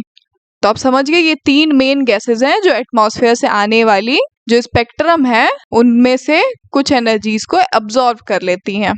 तो जैसा कि आप इस ग्राफ में ही देख रहे होगे, ये पूरा जो इलेक्ट्रोमैग्नेटिक स्पेक्ट्रम है, जब इसका एटमॉस्फेरिक गैसेस के साथ में इंटरैक्शन हो रहा है तो बस जो आपका ये विजिबल वाला रेंज है ये पूरा ट्रांसमिट हो जाता है एटमॉस्फेयर से। बाकी जितने भी रेंजेस है इसके कुछ पार्ट जो हार्मफुल होंगे और सरफेस के लिविंग फीचर्स के लिए वो एटमॉस्फेयर में अब्सॉर्ब हो जाती हैं, और कुछ जो काम भर की हैं जो रिमोट सेंसिंग में या अदर रेडियो वेव्स में, रेडियो ब्रॉडकास्ट में यूज होती हैं, वो कुछ एनर्जीज जो है सरफेस तक पहुंच पाती है। तो आप जैसे ये रेंज देख रहे हो ये पूरा ब्लैंक हो रखा है, तो ये एनर्जी अब्सॉर्ब हो जाती है। ये बीच बीच में ये जो खाली खाली से हैं ये सारी अब्सॉर्ब हो जाती है एटमॉस्फेयर में ही, ठीक। तो इसके बाद एक अगला टर्म आता है इसी अब्सॉर्प्शन के अंदर, एटमॉस्फेरिक विंडोज। तो एटमॉस्फेरिक विंडोज क्या होता है, जब ये आपका ओजोन, कार्बन डाइऑक्साइड और वाटर वेपर जो है अपना अब्सॉर्प्शन का काम खत्म कर लेते हैं इलेक्ट्रोमैग्नेटिक एनर्जी का, तो जैसे कि ये एक विंडो है, एटमॉस्फेरिक विंडो की बात कर रहे हैं हम लोग, ये एक विंडो है और ये पोर्शन जो है ये क्लोज है, ये पोर्शन ओपन है। तो इन गैसेस का काम क्या है कि जो भी एटमॉस्फेरिक एनर्जी, जो भी इलेक्ट्रोमैग्नेटिक एनर्जी आ रही है उसमें से जो हार्मफुल है या फिर जो भी कुछ एटमॉस्फेयर में अब्सॉर्ब हो जा रहा है वो तो अब्सॉर्ब हो जा रहा है, पर जो भी कुछ एनर्जी जो है पास आउट हो जा रही है, और जिस एरिया के थ्रू जितना वेवलेंथ ऑफ एनर्जी जो है पास आउट हो जा रहा है उसे उसे एटमॉस्फेरिक विंडोज बोलते हैं। जैसे कि अगर डेफिनेशन के थ्रू बात करें तो those area of the spectrum which are not severely influenced by atmospheric absorption and these are useful to remote sensors are called atmospheric windows. मतलब वो एनर्जी जो एटमॉस्फेयर में ये जो गैसेस मौजूद हैं, ओजोन, कार्बन डाइऑक्साइड और वाटर वेपर, इनसे ज्यादा इन्फ्लुएंस नहीं होती है और अर्थ सरफेस तक पहुंचती है और उनका रिमोट सेंसिंग के तौर पे इस्तेमाल किया जाता है। उन्हें जो है एटमॉस्फेरिक विंडोज के नाम से जाना जाता है। ठीक, तो ये समझ गए आप। जैसे कि आप इस फोटोग्राफ से ज्यादा अच्छे से समझ पाओगे। Some types of electromagnetic radiation easily pass through the atmosphere while other types do not. जैसे कि यहाँ पे आप देख रहे होगे विंडोज बनी हुई है छोटी छोटी। अब इसमें है कि एक्स रेज जो है ये पूरी तरह से ब्लॉक हो जा रही है एटमॉस्फेयर में, गामा रेज पूरी तरह से ब्लॉक हो जा रही है, अल्ट्रावायलेट का बड़ा थोड़ा सा जो पार्ट है ये एटमॉस्फेयर में पहुंच पाता है, विजिबल जो है ये पूरा पूरा ही हमारा अर्थ सरफेस तक पहुंच पाता है, इंफ्रारेड भी जो है इसका बहुत थोड़ा सा पार्ट जो है हमारे अर्थ सरफेस तक पहुंच पाता है। तो यही जो पार्ट पहुंच पाता है, जिसके लिए ये एटमॉस्फेरिक विंडोज जो है ये खिड़कियां खुल रही हैं, ओपन हो रही हैं, ये जो वेवलेंथ का जितना पार्ट पहुंच पाता है इन्हें ही एटमॉस्फेरिक विंडोज कहा जाता है। ठीक, तो अभी तक आपने देख लिया कि स्कैटरिंग क्या होती है, अब्जॉर्प्शन क्या होता है एटमॉस्फेयर में, एटमॉस्फेरिक विंडोज क्या होता है। अब हम बात करते हैं कि अर्थ सरफेस पे एनर्जी आ गई, हमारी इंसिडेंट एनर्जी आ गई, तो वहां पे जब अर्थ सरफेस के किसी फीचर के साथ, जैसे यहाँ पे लीफ बना हुआ है, लीफ के साथ इंटरेक्शन हुआ उस इनकमिंग रेडिएशन का, जो बची कुची एनर्जी ये जो पास होके ये विजिबल वाला कुछ, ये यूवी वाला कुछ, ये आईआर वाला कुछ जो पास होके वापस अर्थ सरफेस तक पहुंच गया। अब अर्थ सरफेस तक पहुंच गया तो अर्थ सरफेस पे बहुत सारे फीचर्स हैं, सॉइल हो गया, वाटर बॉडी हो गई, लीव्स हो गए, ट्री हो गए। तो इनके साथ जब इनका इंटरेक्शन होता है तो क्या क्या होता है, तो जब इंसिडेंट एनर्जी का इंटरेक्शन किसी भी अर्थ सरफेस के फीचर के साथ होता है तो वहां पे तीन तरह के मैकेनिज्म होते हैं। क्या क्या? पहला तो आपकी इंसिडेंट एनर्जी आई और सरफेस के साथ टकरा के रिफ्लेक्ट हो गई। दूसरा कि इंसिडेंट एनर्जी आई और सरफेस में ही अब्सॉर्ब हो गई। तीसरा कि इंसिडेंट एनर्जी आई और सरफेस के थ्रू जो है ट्रांसमिट होके आगे बढ़ गई। तो अब्जॉर्प्शन, ट्रांसमिशन और रिफ्लेक्शन, ये तीन मैकेनिज्म जो है अकर होते हैं जब किसी भी टारगेट के साथ इंटरेक्शन होता है इंसिडेंट एनर्जी का। ठीक है, और इसके बाद हम बात करते हैं रिफ्लेक्शन के दो टाइप्स के बारे में। जैसे कि हमने देखा कि तीन मैकेनिज्म अकर हुए, रिफ्लेक्शन, अब्जॉर्प्शन और ट्रांसमिशन, जिसमें से हमारे काम का जो रिमोट सेंसिंग में यूज होने वाला है वो बस रिफ्लेक्शन है। तो रिफ्लेक्शन के भी जो है यहाँ पे दो टाइप होते हैं, स्पेक्युलर रिफ्लेक्शन और डिफ्यूज रिफ्लेक्शन। स्पेक्युलर रिफ्लेक्शन क्या होता है कि जब इंसिडेंट एनर्जी आती है और सेम मिरर लाइक रिफ्लेक्शन बनाते हुए रिफ्लेक्ट हो जाती है। और ये मिरर लाइक रिफ्लेक्शन कब होता है? जब ये किसी स्मूथ सरफेस से अर्थ सरफेस से टकराती है, तो वहां पे जो है स्पेक्युलर रिफ्लेक्शन अकर होता है। और डिफ्यूज रिफ्लेक्शन कब अकर होता है? जब इंसिडेंट एनर्जी जो है किसी रफ सरफेस से, जैसे ट्री कैनोपी से इसका इंटरेक्शन हो रहा है, तो वहां पे जो है ये इंसिडेंट एनर्जी अलग अलग डायरेक्शन में डाइवर्ट होके रिफ्लेक्ट होती है, तो उस केस में इसे डिफ्यूज रिफ्लेक्शन कहा जाता है। और इसमें कुछ कंडीशंस भी हैं। पहला कि अगर आपकी जो वेवलेंथ है इनकमिंग वो काफी स्मॉल है अर्थ सरफेस के वेरिएशन के मुकाबले में, या फिर पार्टिकल साइज जो अर्थ सरफेस पे उसके मुकाबले में, तो वहां पे जो है डिफ्यूज रिफ्लेक्शन डोमिनेट करेगा। जैसे कि अगर कोई फाइन ग्रेन्ड सैंड है तो वो स्मूथ अपीयर होगी किसी लॉन्ग वेवलेंथ की इमेज में, ठीक है, जैसे कि माइक्रोवेव में। पर यही फाइन ग्रेन्ड सैंड जो है अगर विजिबल वेवलेंथ जो कि स्मॉलर वेवलेंथ की रेंज है, इसमें जो है रफ अपीयर होगी ये फाइन ग्रेन्ड सैंड। तो ये चीज याद रखिएगा कि हमेशा जो है अगर आपका पार्टिकल साइज जो है अर्थ सरफेस पे वो किसी स्मॉल वेवलेंथ की एनर्जी के साथ इंटरैक्ट कर रहा है अपने पार्टिकल साइज से, तो वहां पे जो है डिफ्यूज रिफ्लेक्शन डोमिनेट करेगा। और अगर लॉन्गर वेवलेंथ के साथ में इंटरैक्ट कर रहा है तो वहां पे आपको सरफेस जो है स्मूथ अपीयर होगा। ठीक है, अब बात कर लेते हैं कुछ और फीचर्स के बारे में कि उनका इंसिडेंट एनर्जी के साथ जब इंटरैक्शन होता है तो क्या होता है, जिसमें से पहले बात करते हैं हम लीव्स के बारे में। लीव्स को एग्जांपल लेते हैं, तो लीव्स जो है ये हमें ग्रीन अपीयर होती हैं। क्यों ग्रीन अपीयर होती हैं इसके बारे में बात करते हैं। तो लीव्स में जो एक केमिकल कंपाउंड पाया जाता है जिसे क्लोरोफिल के नाम से हम सब जानते हैं। और ये क्लोरोफिल जो है हमारी जो इंसिडेंट एनर्जी आती है, जो विजिबल पहुंचा, ब्लू, ग्रीन, रेड, इंफ्रारेड, ये जो लीव्स तक ये जो एनर्जी पहुंचती है, इसमें से जो है क्लोरोफिल स्ट्रांगली जो है रेड को अब्जॉर्व कर लेता है और ब्लू को भी जो है ये स्ट्रांगली अब्जॉर्व कर लेता है। रिफ्लेक्ट क्या कर देता है, ये बस ग्रीन को रिफ्लेक्ट कर देता है और इंफ्रारेड को रिफ्लेक्ट कर देता है, और जो रिफ्लेक्ट होता है वही दिखता है। तो हमारी आंखें जो है विजिबल में बस ग्रीन को देख सकती हैं, इंफ्रारेड को तो देख नहीं सकती हैं, इसीलिए लीव्स का कलर हमें ग्रीन अपीयर होता है। और अगर हमारी आंखें जो है अगर इंफ्रारेड को भी देख सकती तो हमें जो है बहुत ही ज्यादा ब्राइटन जो है लीव्स का कलर अपीयर होता। तो ये ग्रीन और इंफ्रारेड जो है लीव्स जो है रिफ्लेक्ट करती हैं और रिफ्लेक्टेड एनर्जी जो है सैटेलाइट के सेंसर में रिकॉर्ड की जा सकती है। तो इसीलिए ग्रीन तो हम नेकेड आई से देख सकते हैं, पर इंफ्रारेड को स्टडी करने के लिए वहां पे फिर आपके रिमोट सेंसिंग सैटेलाइट की इमेजेस यूज होती हैं। तो साइंटिस्ट जो है इंफ्रारेड एनर्जी का इस्तेमाल जो लीव्स की हेल्थ है उसको भी देखने के लिए, चेक करने के लिए वेजिटेशन हेल्दी है या अनहेल्दी है, उसके लिए भी इस इंफ्रारेड एनर्जी का इस्तेमाल होता है इमेजेस के थ्रू। इसके बाद आप बोलेंगे कि लीव्स जो है कभी कभी ऑटम सीजन आ जाता है तो वो येलो दिखती हैं या रेडिश दिखती हैं, तो उस टाइम पे क्या हो जाता है, तो उस टाइम पे जो क्लोरोफिल का अमाउंट होता है लीव्स में वो काफी कम होता है, तो इसीलिए जो रेड बैंड है उसका अब्जॉर्प्शन कम होता है। तो इसीलिए हमें लीव्स या तो ऑटम सीजन में रेड अपीयर होती हैं या फिर रेड और ग्रीन दोनों रिफ्लेक्ट होती हैं, तो रेड और ग्रीन के कॉम्बिनेशन से जो है या तो येलो अपीयर होती है। ठीक है, लीव्स का कॉन्सेप्ट आप समझिए कि ग्रीन क्यों अपीयर होती हैं, रिफ्लेक्टेड एनर्जी कैसे काम करती है और कैसे रिमोट सेंसर से रिकॉर्ड होती है ये एनर्जी, और कैसे हम उसका इस्तेमाल करते हैं वेजिटेशन की हेल्थ को पता करने के लिए। ये तो लीव्स के बारे में हो गया। अगला एग्जांपल जो है हम वाटर का लेते हैं। तो वाटर के साथ क्या होता है, जब कोई भी इंसिडेंट एनर्जी जो है वाटर सरफेस तक पहुंचती है तो मेन जो है ये विजिबल हो गया और इंफ्रारेड जो है ये हमारा वाटर सरफेस तक पहुंचा, और वाटर जो है हमें ब्लू अपीयर होता है या ब्लूइश ग्रीन अपीयर होता है। क्यों अपीयर होता है, क्योंकि वाटर जो है ये रेड और इंफ्रारेड को अब्सॉर्ब कर लेता है और ब्लू और ग्रीन को जो है रिफ्लेक्ट करता है, इसीलिए वाटर का कलर हमें जो रिफ्लेक्ट होता है वही दिखता है, तो या तो ब्लू या ब्लूइश ग्रीन कलर का अपीयर होता है वाटर हमें। तो अब आप सब समझ गए होंगे कि रिफ्लेक्टेड एनर्जी क्या है, कैसे वर्क करती है, कैसे सेंसर में रिकॉर्ड होती है। बस रिफ्लेक्टेड एनर्जी ही है जो अर्थ सरफेस तक पहुंचती है और रिमोट सेंसिंग के लिए इस्तेमाल की जाती है।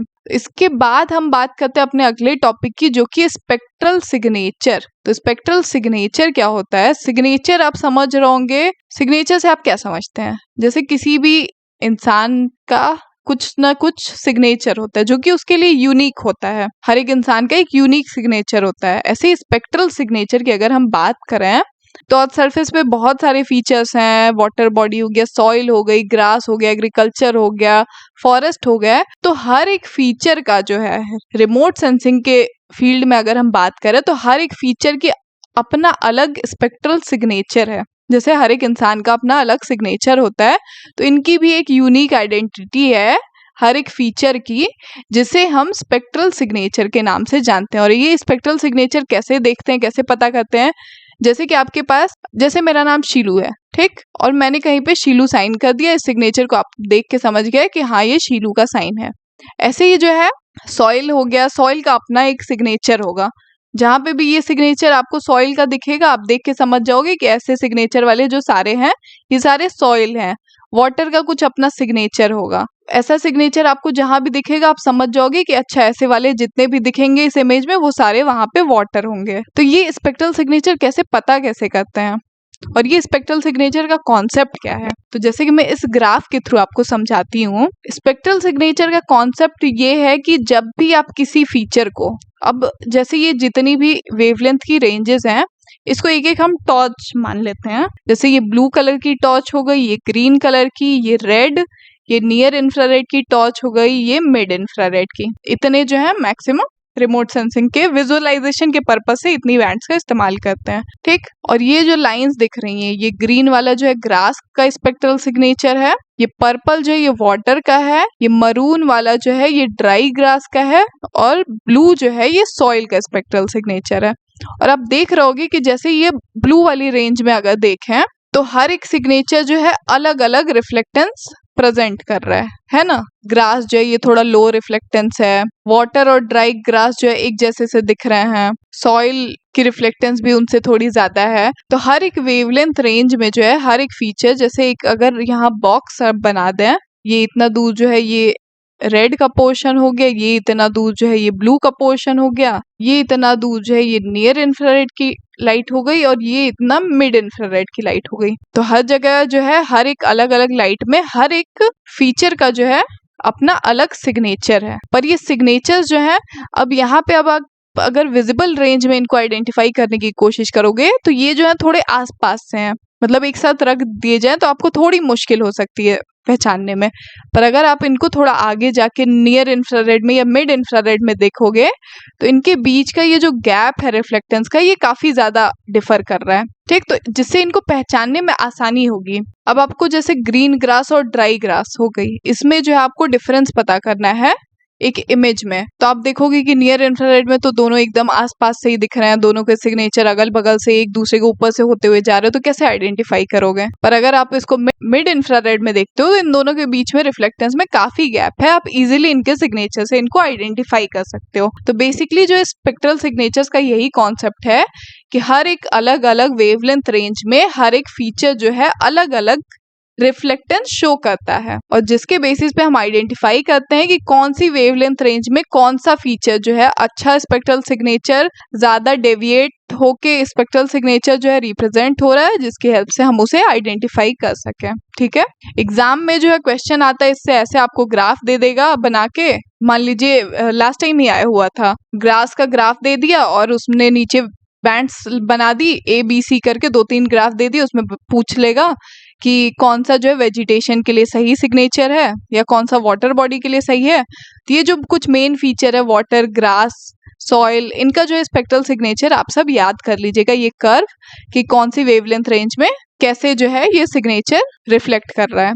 तो ये पूरा पूरा स्पेक्ट्रल सिग्नेचर का कॉन्सेप्ट है। स्पेक्ट्रल सिग्नेचर को जो है मेजर कैसे करते हैं, तो पहला तो हो गया कि स्पेक्ट्रल सिग्नेचर जो है अगर आप माइक्रोवेव डेटा में काम करते हो तो वहां पे जो है हर एक पिक्सल का आपको अलग अलग बैक स्कैटर वैल्यू मिलती है, वहां से आपको स्पेक्ट्रल सिग्नेचर मिल सकते हैं। तो एक तो रिमोट सेंसिंग इमेजरी के थ्रू भी आप स्पेक्ट्रल सिग्नेचर पता कर सकते हो किसी भी फीचर का, और दूसरा अर्थ सरफेस पे अगर आपको मेजर करना हो तो उसके लिए मेजरिंग इंस्ट्रूमेंट होते हैं, और उन इंस्ट्रूमेंट का नाम होता है स्पेक्ट्रोमीटर या स्पेक्ट्रोरेडियोमीटर। जो इंस्ट्रूमेंट जो है जिस भी फीचर का आपको मेजर करना हो उस सरफेस पे पुट करते हैं इस इंस्ट्रूमेंट को, और आपके पास जो ये स्क्रीन होती है उसमें उसका स्पेक्ट्रल सिग्नेचर जो है रिकॉर्ड होके आ जाता है।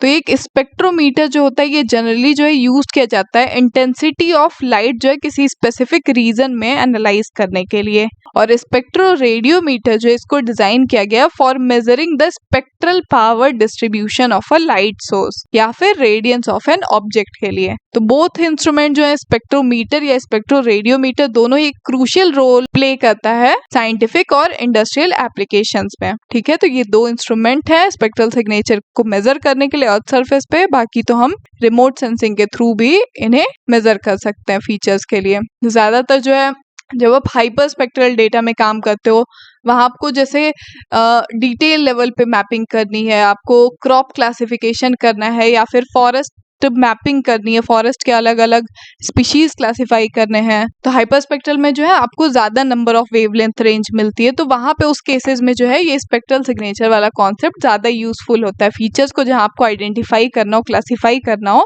उसके लिए। तो इसके बाद बात करते हैं हम अपने अगले टॉपिक की, जो कि रिमोट सेंसिंग रिजोल्यूशंस के बारे में।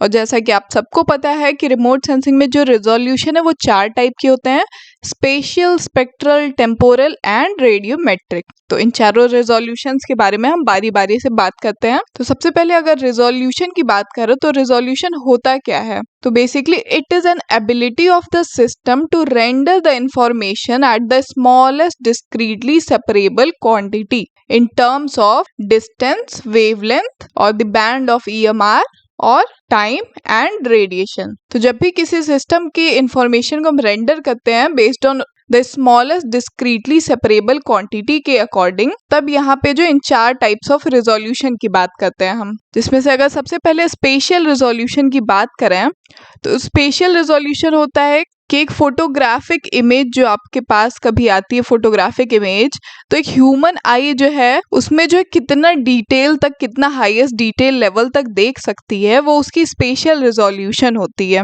और कभी भी किसी सैटेलाइट इमेजरी की हम बात करते हैं तो उसके स्पेशल रिजोल्यूशन की बात जो है हम मीटर्स में करते हैं।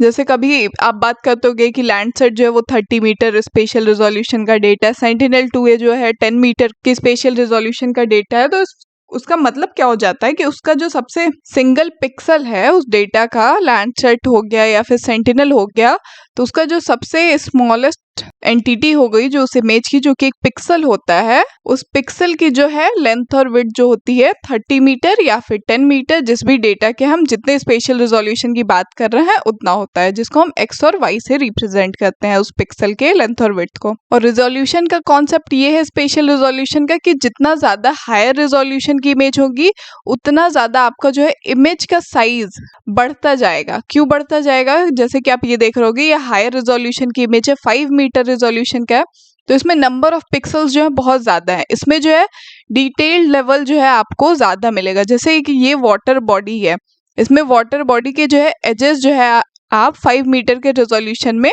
प्रॉपर एक पॉलीगन जैसे मैप कर पा रहे हो। पर जैसे ही रेजोल्यूशन जो है डिक्रीज होता है 5 मीटर से 10 मीटर पे आ गया, तो आप देख रहे होगे पिक्सल साइज जो है इंक्रीज होते जा रहा है और आप प्रॉपर जो है इस वाटर बाउंड्री की शेप नहीं बना सकते फिर। तो जैसे जैसे आपके जो है रिजोल्यूशन लेस होते जाएगा, इमेज में जो है क्लैरिटी आपको कम होते जाएगी, इमेज का साइज भी कम होते जाएगा, और जैसे जैसे आप हायर रिजोल्यूशन की तरफ बढ़ेंगे इमेज में क्लैरिटी बढ़ते जाएगी और डेटा साइज जो है आपका इंक्रीज होते जाएगा। मैं आपको कुछ सैटेलाइट इमेजेस का एग्जांपल दिखाती हूँ, अलग अलग रिजोल्यूशन पे कैसा दिखता है कोई एरिया। जैसे कि एविप्स का डेटा 56 मीटर का, अब ये डेटा आपको बहुत पिक्सलेटेड लग रहा होगा, 56 मीटर का जो है इसका एक पिक्सल है, तो इस डेटा में जो है आपको कोई क्लैरिटी नहीं होगी। अगर आपको बहुत स्मॉल लेवल पे मैपिंग करनी है, एक बार में पूरा एक कंट्री मैप करना है, तो उस केस में जो है ये सब डेटा यूजफुल होते हैं। पर इसमें आपको एकदम डिटेल लेवल की मैपिंग करना है, एक घर को डिजिटाइज करना है, तो वो चीजें जो आप इसमें पॉसिबल नहीं है क्योंकि एक लो रेजोल्यूशन की इमेजरी है। ऐसे ही जैसे जैसे आप रिजोल्यूशन बढ़ाते जाएंगे इमेज में थोड़ी क्लैरिटी आती जाएगी। 30 मीटर में देख रहे होंगे आप कि इसमें जो है पिक्सल साइज अब ज्यादा हो गए, इसका एक पिक्सल का साइज जो है 30 मीटर का हो गया। इसमें थोड़ी थोड़ी आपको क्लैरिटी मिल रही होगी कि हाँ यहाँ से कोई लीनियर फीचर जा रहा है, वो रिवर हो सकती है, रोड हो सकता है। तो अब ये कैसे पता चलेगा, वो पता करने के लिए आपको और हाई रेजोल्यूशन की इमेज चाहिए होगी। तो यहाँ पे IRS लिस्ट 3 का डेटा है 23.5 मीटर का। ऐसे ही और हाई रेजोल्यूशन की तरफ जैसे जैसे आप बढ़ते जाएंगे, एस्टर का ये 15 मीटर का डेटा है। अब इसको देख के आपको क्लैरिटी आ रही होगी कि हाँ यहाँ से एक लीनियर फीचर कैनल टाइप जा रहा है, ये कुछ एग्रीकल्चरल फील्ड्स हैं, यहाँ पे कुछ वेजिटेशन ग्रोथ है, डेंस ये सेटलमेंट्स हैं। तो हाई रेजोल्यूशन में जो आपको क्लैरिटी मिलती है, आप इजीली फीचर्स को आइडेंटिफाई कर सकते हो। ऐसे ही और भी हाई रेजोल्यूशन में IRS का पैन क्रोमैटिक डेटा है, ये जो ग्रे स्केल में आपको प्रोवाइड होगा, ये 5.8 मीटर रेजोल्यूशन का है। आइकोनॉस MSS का ये डेटा है 4 मीटर का। इसमें आप देख रहे होंगे सारे फीचर्स लगभग पूरी तरह से क्लियर हो गए। ये वाली रोड तो जो है ये आपको लो रेजोल्यूशन में दिख ही नहीं रही थी, पर इसमें दिख रही है अच्छे से। ये सेटलमेंट्स हैं, ये एग्रीकल्चरल फील्ड है। तो हाई रेजोल्यूशन इमेज के ये फायदे हैं, आप इजिली फीचर्स को आइडेंटिफाई कर सकते हो। कि 1 मीटर का पैनक्रोमैटिक डेटा है इकोनॉस का। तो ये तो था स्पेशल रेजोल्यूशन का कॉन्सेप्ट। आप एग्जांपल की हेल्प से आप अच्छे से समझ गए होगे कि लो रेजोल्यूशन, हाई रेजोल्यूशन, इन सब का क्या मतलब है। तो इसके बाद बात करते हैं अगले रेजोल्यूशन टाइप की, जो कि स्पेक्ट्रल रेजोल्यूशन। तो स्पेक्ट्रल रेजोल्यूशन से बेसिकली क्या मतलब है हमारा, कि किसी भी जो डेटा सेट है उसमें कितना अमाउंट ऑफ डिटेल मौजूद है बैंड के फॉर्म में। जैसे कि आपके पास कोई सैटेलाइट इमेज आती है पुरानी, आप लैंडसेट MSS, लैंडसेट TM का डेटा उठा के देखोगे तो उनमें जो नंबर ऑफ बैंड्स रहती थी 5 से 6 बैंड्स रहती थी, blue, green, red, near infrared, ये मेन बैंड्स जो है उस टाइम में रहती थी। तो उस टाइम में वो 5 से 6 बैंड रहती थी। तो वो बैंड्स की इंफॉर्मेशन जो उस डेटा सेट में जो मौजूद होती है उसको हम स्पेक्ट्रल रेजोल्यूशन के नाम से जानते हैं। और ये नंबर ऑफ बैंड्स जिस इमेजरी में जितनी ज्यादा होंगी उसकी स्पेक्ट्रल रेजोल्यूशन उतनी हाई होगी, क्योंकि नंबर ऑफ बैंड्स अगर आपके पास ज्यादा है तो आपको जो है वेवलेंथ रेंज ज्यादा मिल जाती है। उसमें अलग अलग फीचर्स को आप अलग अलग बैंड में जो है जाके देख सकते हो कि कौन से बैंड में कौन से फीचर ज्यादा इनहैंस होके दिख रहे हैं। तो वहां पे हायर स्पेक्ट्रल रेजोल्यूशन के होने के फायदे होते हैं। जैसे कि एग्जांपल के तौर पे बात करें तो एक मल्टी स्पेक्ट्रल इमेज अगर आपको मिलती है तो वो ज्यादा से ज्यादा 4 to 36 बैंड्स में आपको मिलेगी, जिसमें हर एक बैंड को हम नाम दे देते हैं, red, green, blue, near infrared, short wave infrared, thermal infrared. तो ऐसे करके हम नाम दे देते हैं हर एक बैंड्स का मल्टी स्पेक्ट्रल इमेज में। वहीं अगर हाइपर स्पेक्ट्रल इमेज की बात करें तो यहाँ पे बहुत नैरो बैंड्स होती है, लगभग 0 से लेके 255 तक बैंड्स अवेलेबल होती हैं। मतलब कि यहाँ पे अगर आपके पास एक 8 बिट की इमेज आ गई तो उसमें जितने नंबर ऑफ ग्रे शेड्स होंगे उस हर एक ग्रे शेड के लिए आपके पास एक बैंड अवेलेबल होगी हाइपर स्पेक्ट्रल इमेजिंग में। तो इस केस में हाइपर स्पेक्ट्रल जो डेटा होता है उसका स्पेक्ट्रल रेजोल्यूशन बहुत हाई होता है। एक एग्जांपल के तौर पे बात करते हैं तो यहाँ पे जो है लैंडसेट 8 के बैंड्स को मैंने यहाँ पे रिप्रेजेंट किया हुआ है इस टेबल में। तो आप यहाँ पे देख पा रहे हो कि यहाँ पे नंबर ऑफ बैंड्स जो है 11 है। हर एक बैंड को कुछ कुछ नाम दिया हुआ है, coastal aerosol, visible blue, green, red, near infrared, और इनकी वेवलेंथ रेंज भी है जो यहाँ पे डिस्क्राइब की गई है। तो ये जो बैंड्स हो गई ये हो गया आपका स्पेक्ट्रल रेजोल्यूशन, और इसका जो रेजोल्यूशन हो गया हर एक बैंड का ये मीटर्स के फॉर्म में, ये इसकी स्पेशियल रेजोल्यूशन हो गई। ठीक है, तो अब आगे बढ़ते हैं अगले टॉपिक पे जो कि रेडियोमेट्रिक रिजोल्यूशन का तीसरा टाइप। तो रेडियोमेट्रिक रिजोल्यूशन में क्या होता है बेसिकली कि किसी भी इमेज में जो है एनर्जी के फॉर्म में कितनी फाइनर लेवल पे डिटेल मौजूद है, इसको आपको थोड़ा और आसान भाषा में समझाते हैं।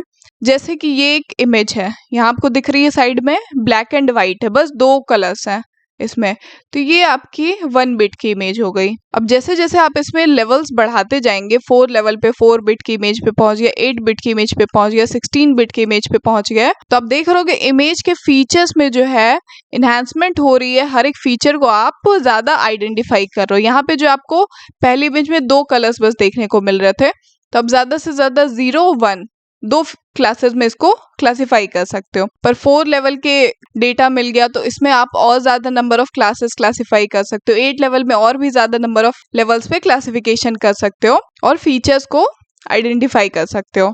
तो रेडियोमेट्रिक रिजोल्यूशन यही है बेसिकली कि उस इमेज में जो है कितने नंबर ऑफ ग्रे लेवल्स मौजूद हैं, और ये नंबर ऑफ ग्रे लेवल्स कैसे होते हैं, इसको कैसे आइडेंटिफाई करते हैं। तो जब भी आपको एग्जाम में जैसे क्वेश्चन आ गया कि आपके पास जो है एक 8 बिट की इमेज आ गई है और इस 8 बिट की इमेज में कितने नंबर ऑफ ग्रे लेवल्स हैं, ये ग्रे लेवल्स हो गई। ये जो कलर्स इनहांस होते जा रहा है grey to white, black to white की तरफ हम जब जा रहे हैं, ये वाइट टू ब्लैक की तरफ जा रहे हैं, तो नंबर ऑफ शेड्स जो है इंक्रीज होते जा रहे हैं। यहाँ पे ग्रे के आपको 4 शेड देखने मिल जा रहे हैं। तो जैसे जैसे बिट साइज इंक्रीज होगा नंबर ऑफ ग्रे लेवल्स भी इंक्रीज होगा। तो अगर आपको क्वेश्चन आ जाए कि 8 बिट की एक इमेज दे दी गई है आपको, उसमें कितने नंबर ऑफ ग्रे लेवल्स हैं, तो ऐसे कोई भी क्वेश्चन आ जाए 8 बिट की, 4 बिट की, 2 बिट की, तो number of grey levels identify करने का सिंपल सा फॉर्मूला है कि जितने नंबर ऑफ बिट हो उसको बस 2 टू द पावर पे रख दो। 8 बिट है तो 2 टू द पावर 8, 4 बिट है तो 2 टू द पावर 4, और इसको जो है आप सिंपली कैलकुलेट कर लो तो जो है आपको नंबर ऑफ ग्रे लेवल्स जो है मिल जाएंगे। ठीक है, तो अब समझ गए होगे रेडियोमेट्रिक रिजोल्यूशन क्या होता है, नंबर ऑफ ग्रे लेवल्स कैसे फाइंड करते हैं और इसकी इंपॉर्टेंस क्या है। यहाँ पे भी जैसे आप एग्जांपल में देख रहे होगे, यहाँ पे 2007 की एक इमेजरी है जिसका हमारे पास डेटा है 8 बिट 1 मीटर रिजोल्यूशन पे, 11 बिट 1 मीटर रिजोल्यूशन पे, 8 बिट 3 मीटर रिजोल्यूशन पे और 11 बिट 3 मीटर रिजोल्यूशन पे, 8 बिट 5 मीटर पे और 11 बिट 5 मीटर में।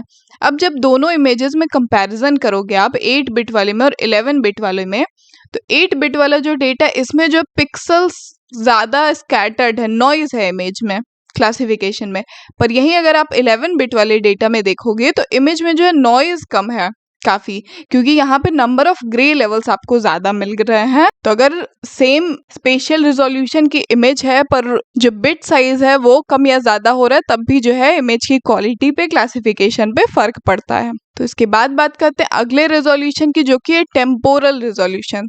तो टेम्पोरल रिजोल्यूशन बेसिकली क्या होता है, आसान भाषा में बात करें अगर, तो अर्थ सरफेस जो है हमारा, सैटेलाइट ने इसको जो है आज आपके लोकेशन की फोटो कैप्चर की, फिर वो 2-3 दिन जो है अर्थ का चक्कर काट के और वापस इसी लोकेशन पे पहुंचता है।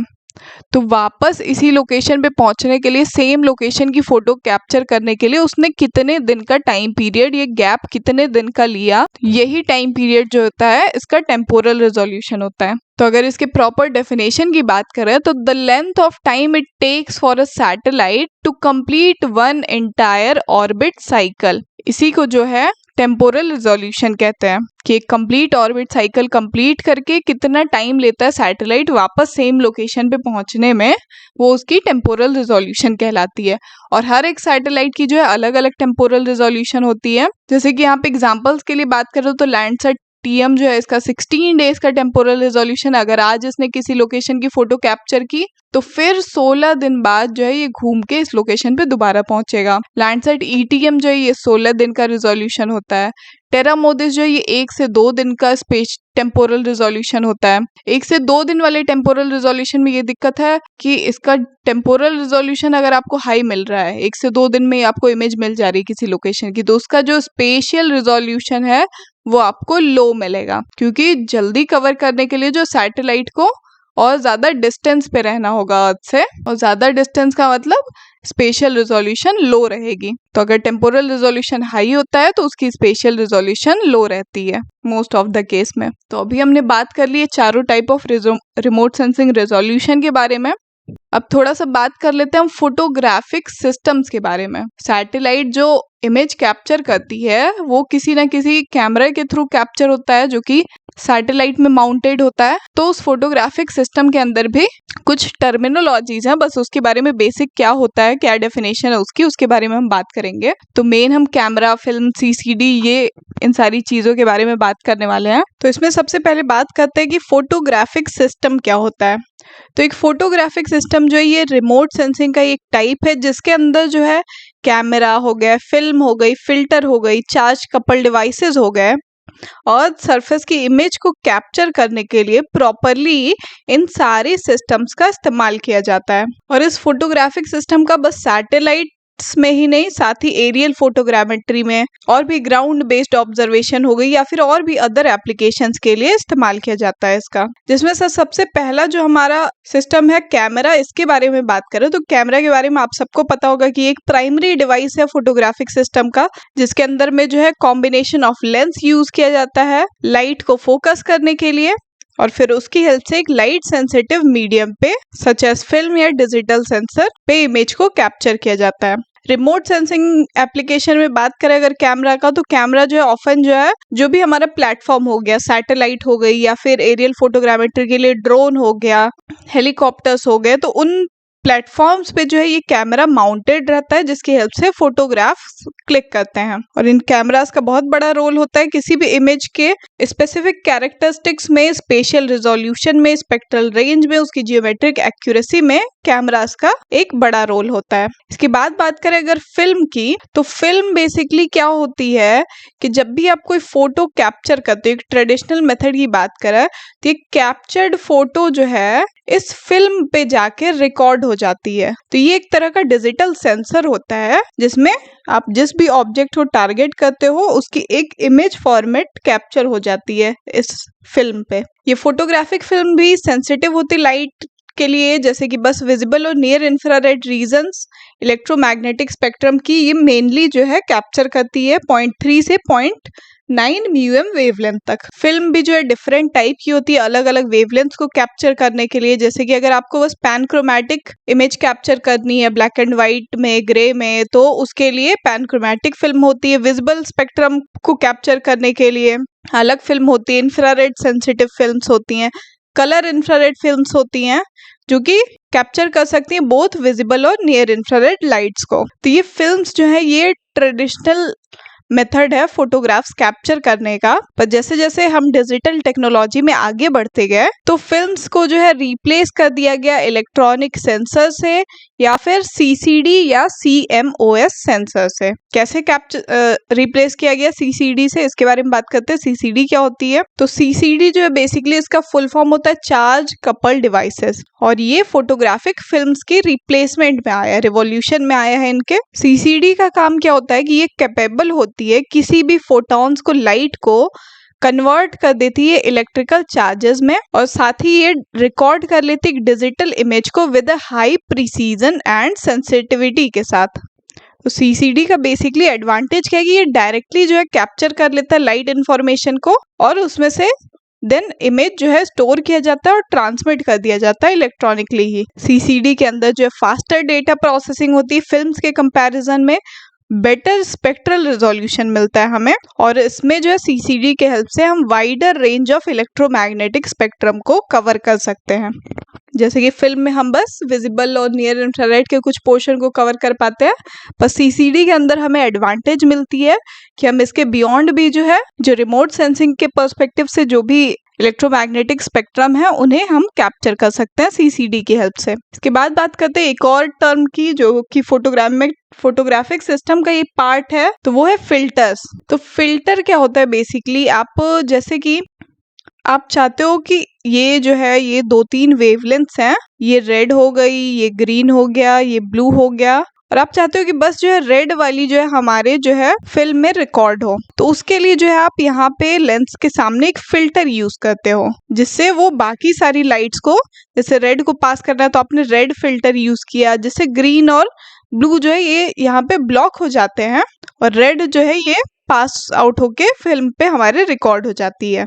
तो फिल्टर का यही काम है। फिल्टर का यूज जो है ट्रेडिशनल फोटोग्राफी की बात करें तो कलर्ड फिल्म फिल्टर का इस्तेमाल किया जाता था किसी भी फीचर को इनहैंस या मॉडिफाई करने के लिए, और जिससे हमें हेल्प मिलती थी वेरियस फीचर्स को आइडेंटिफाई करने में अर्थ सरफेस पे। पहले के टाइम में अलग अलग कलर के फिल्टर का इस्तेमाल करके जो है इमेजेस को देखा जाता था, और जिससे वेरियस फीचर्स जो है अर्थ सरफेस पे आसानी से पता चल जाते थे। और आज के टाइम में क्या हो गया है, जैसे जैसे डिजिटल एरा में हम आगे की तरफ बढ़ते जा रहे होगे, आप देखते होगे कि कभी भी आपको इमेज प्रोसेसिंग करते हो उसमें ऑलरेडी जो है पोस्ट प्रोसेसिंग के टाइम में आप फिल्टर्स अप्लाई कर सकते हो, इमेज को ब्राइटन कर सकते हो, शार्प कर सकते हो, कॉन्ट्रास्ट एनहांस कर सकते हो, इमेज के हिस्टोग्राम स्ट्रेच कर सकते हो। तो इस तरह के बहुत सारे फिल्टर्स जो है आजकल आप पोस्ट प्रोसेसिंग में अप्लाई कर सकते हो। तो ये भी जो फोटोग्राफिक सिस्टम का एक पार्ट है। इसके बाद बात करते हैं अगले टॉपिक की, जो कि remote sensing platforms and sensors.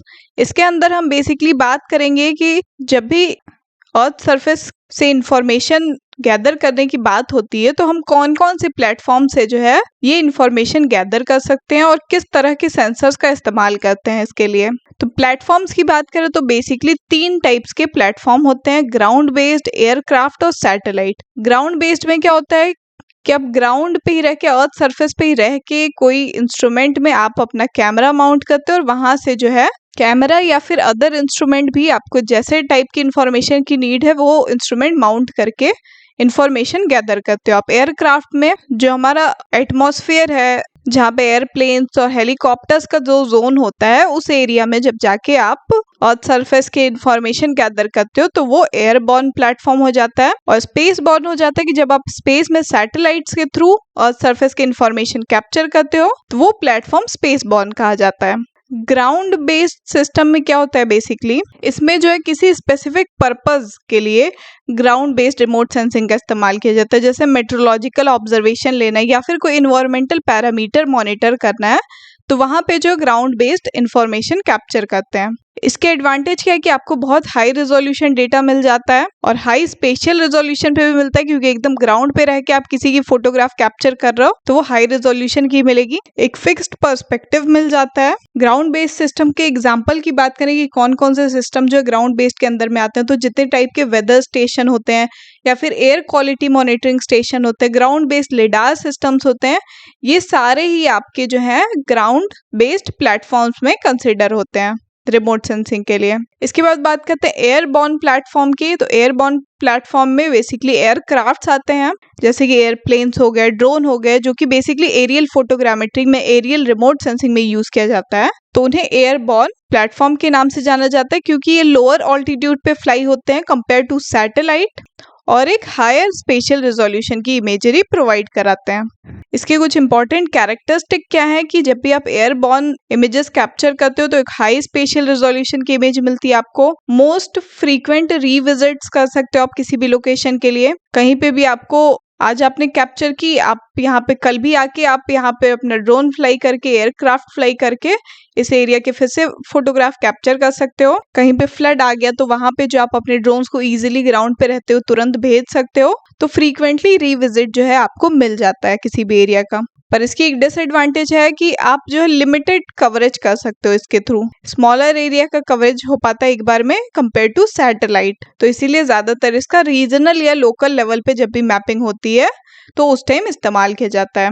इसके अंदर में नोआ P3 के एयरक्राफ्ट आते हैं। वेरियस रिसर्च ड्रोन आजकल इस्तेमाल किए जा रहा है स्वामित्व जैसे प्रोजेक्ट में, जहाँ पे विलेज लेवल्स की मैपिंग हो रही है ड्रोन के थ्रू, जो कि गवर्नमेंट ऑफ इंडिया का ही प्रोजेक्ट है। तो वो सारी मैपिंग जो है एयरबॉर्न प्लेटफॉर्म के थ्रू हो रही है। के बाद बात करते हैं स्पेस बॉर्न की, तो इसमें जो है मेन सैटेलाइट्स का रोल आ जाता है।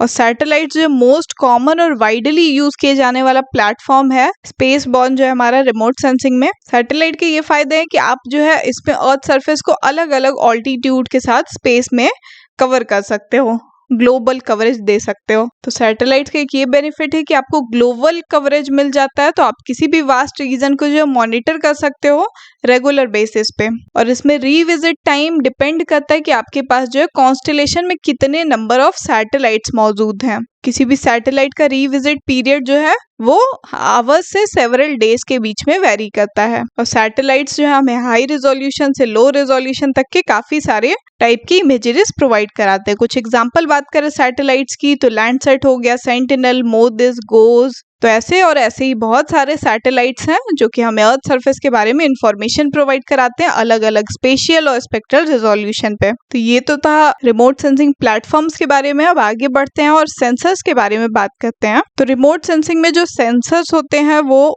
उसके बारे में बात करने से पहले बात कर लेते हैं दो इम्पॉर्टेंट टर्मिनोलॉजीज की, पैसिव रिमोट सेंसिंग और एक्टिव रिमोट सेंसिंग की। तो जैसा कि आपको इस इमेज को देख के ही समझ में आ रहा होगा, पैसिव रिमोट सेंसिंग क्या होती है? जब भी आपको अर्थ सरफेस के किसी भी एरिया के किसी भी कोने की फोटोग्राफ कैप्चर करनी हो तो जरूरी है कि उस एरिया पे कहीं से एक लाइट सोर्स आ रहा हो, क्योंकि कभी भी रात के अंधेरे में आप फोटोग्राफ नहीं कैप्चर कर सकते। उसके लिए एक एनर्जी सोर्स का होना, लाइट सोर्स का होना जरूरी है। तो जब भी ये लाइट का सोर्स जो है हमारा सन होता है, एक नेचुरल एनर्जी होती है, और इस एनर्जी का यूज करके आप सैटेलाइट में जो है उसी की रिफ्लेक्टेड एनर्जी को रिकॉर्ड करते हो, तो वो पैसिव रिमोट सेंसिंग हो जाती है।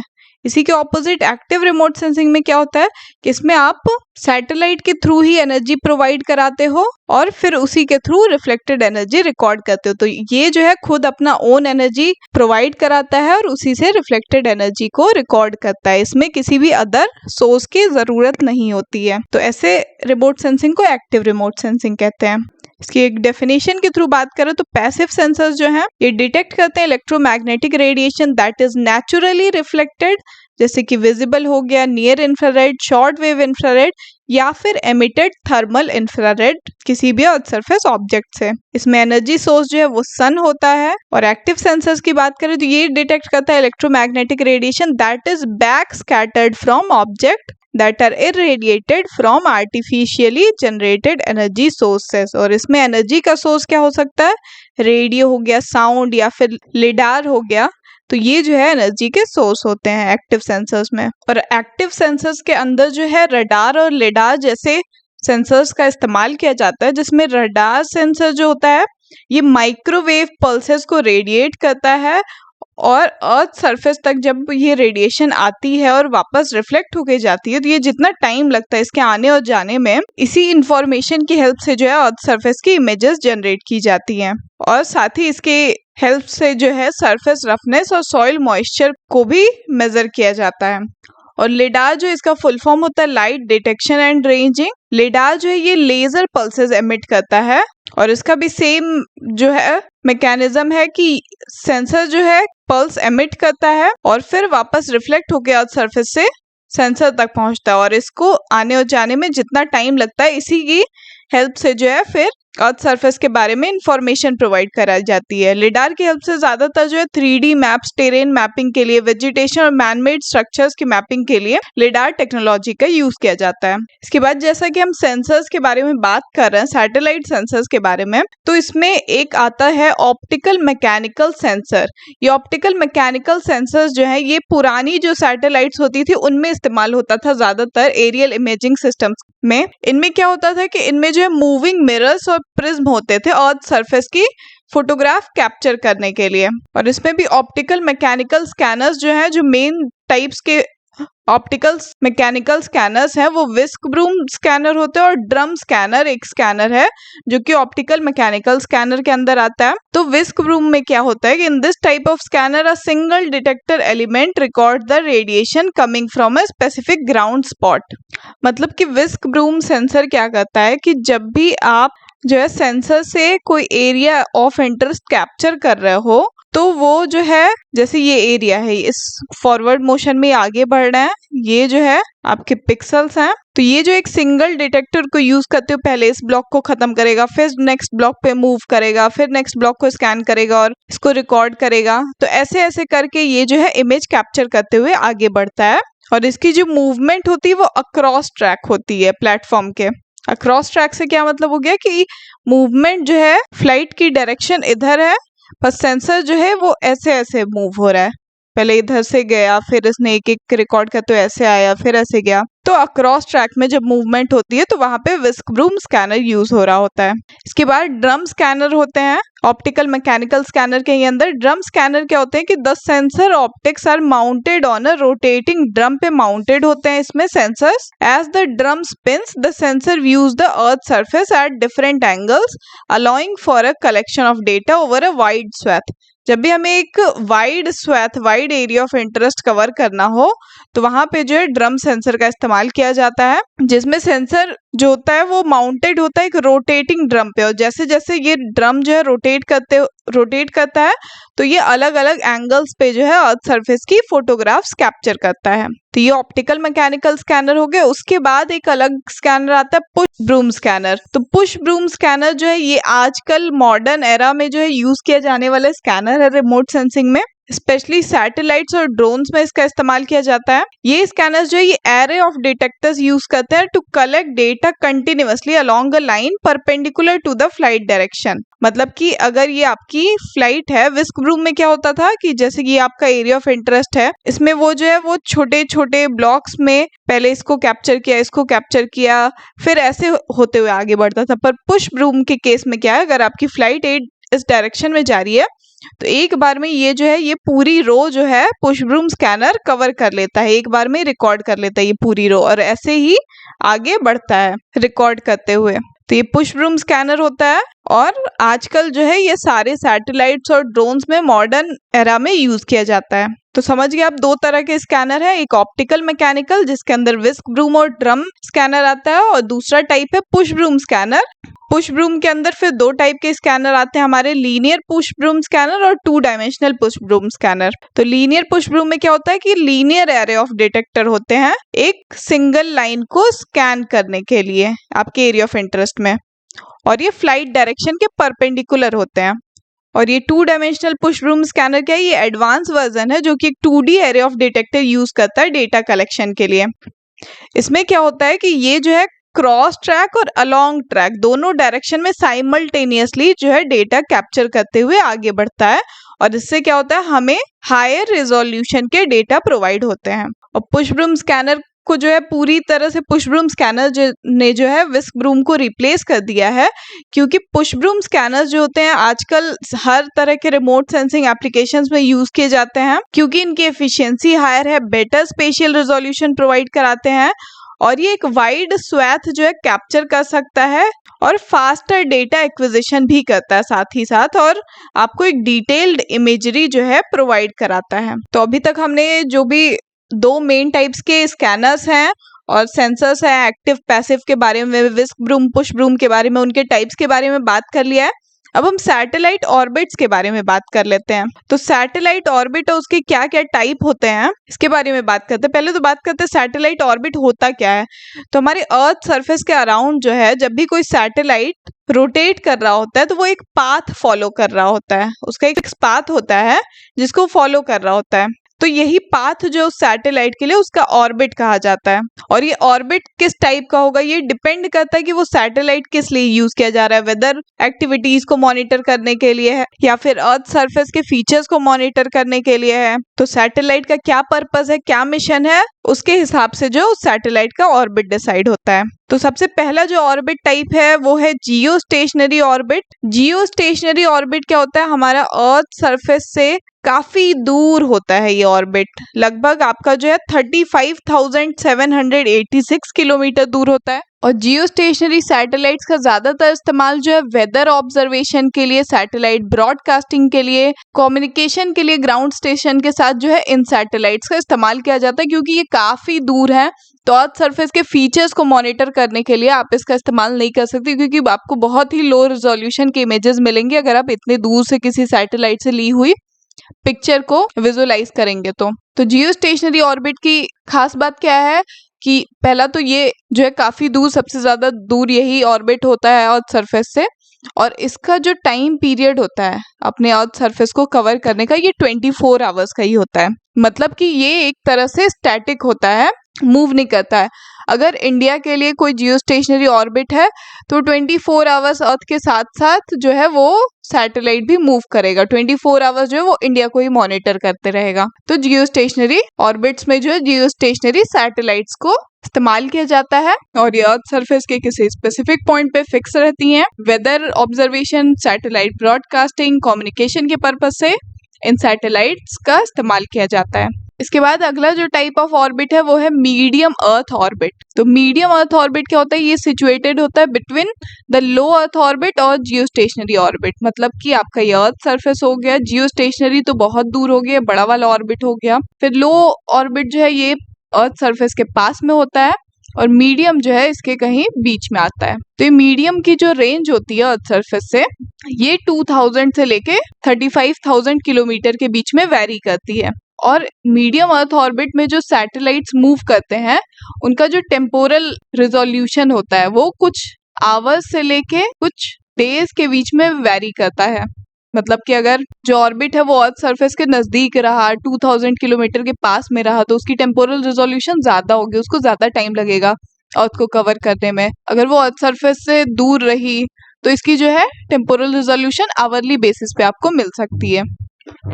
मीडियम अर्थ ऑर्बिट का जो है इस्तेमाल किया जाता है ज्यादातर नेविगेशन सिस्टम, जैसे जीपीएस हो गया आपके, जो कि आपको एक्यूरेट पोजीशन और टाइमिंग की इंफॉर्मेशन प्रोवाइड कराते हैं। उन सैटेलाइट्स का इस्तेमाल जो है मीडियम अर्थ ऑर्बिट जोन में किया जाता है। इसके बाद तीसरा टाइप है हमारा लो अर्थ ऑर्बिट। तो लो अर्थ ऑर्बिट रीजन जो है ये अर्थ के सबसे क्लोजेस्ट वाला जो ऑर्बिट है ये हमारा लो अर्थ ऑर्बिट हो जाता है। इसका जो ऑल्टीट्यूड होता है ये 180 से 2000 किलोमीटर के बीच में रेंज करता है। इसमें जो है शॉर्ट ऑर्बिटल पीरियड्स होते हैं, जैसे कि 90 मिनट से 2 आवर्स के ड्यूरेशन के।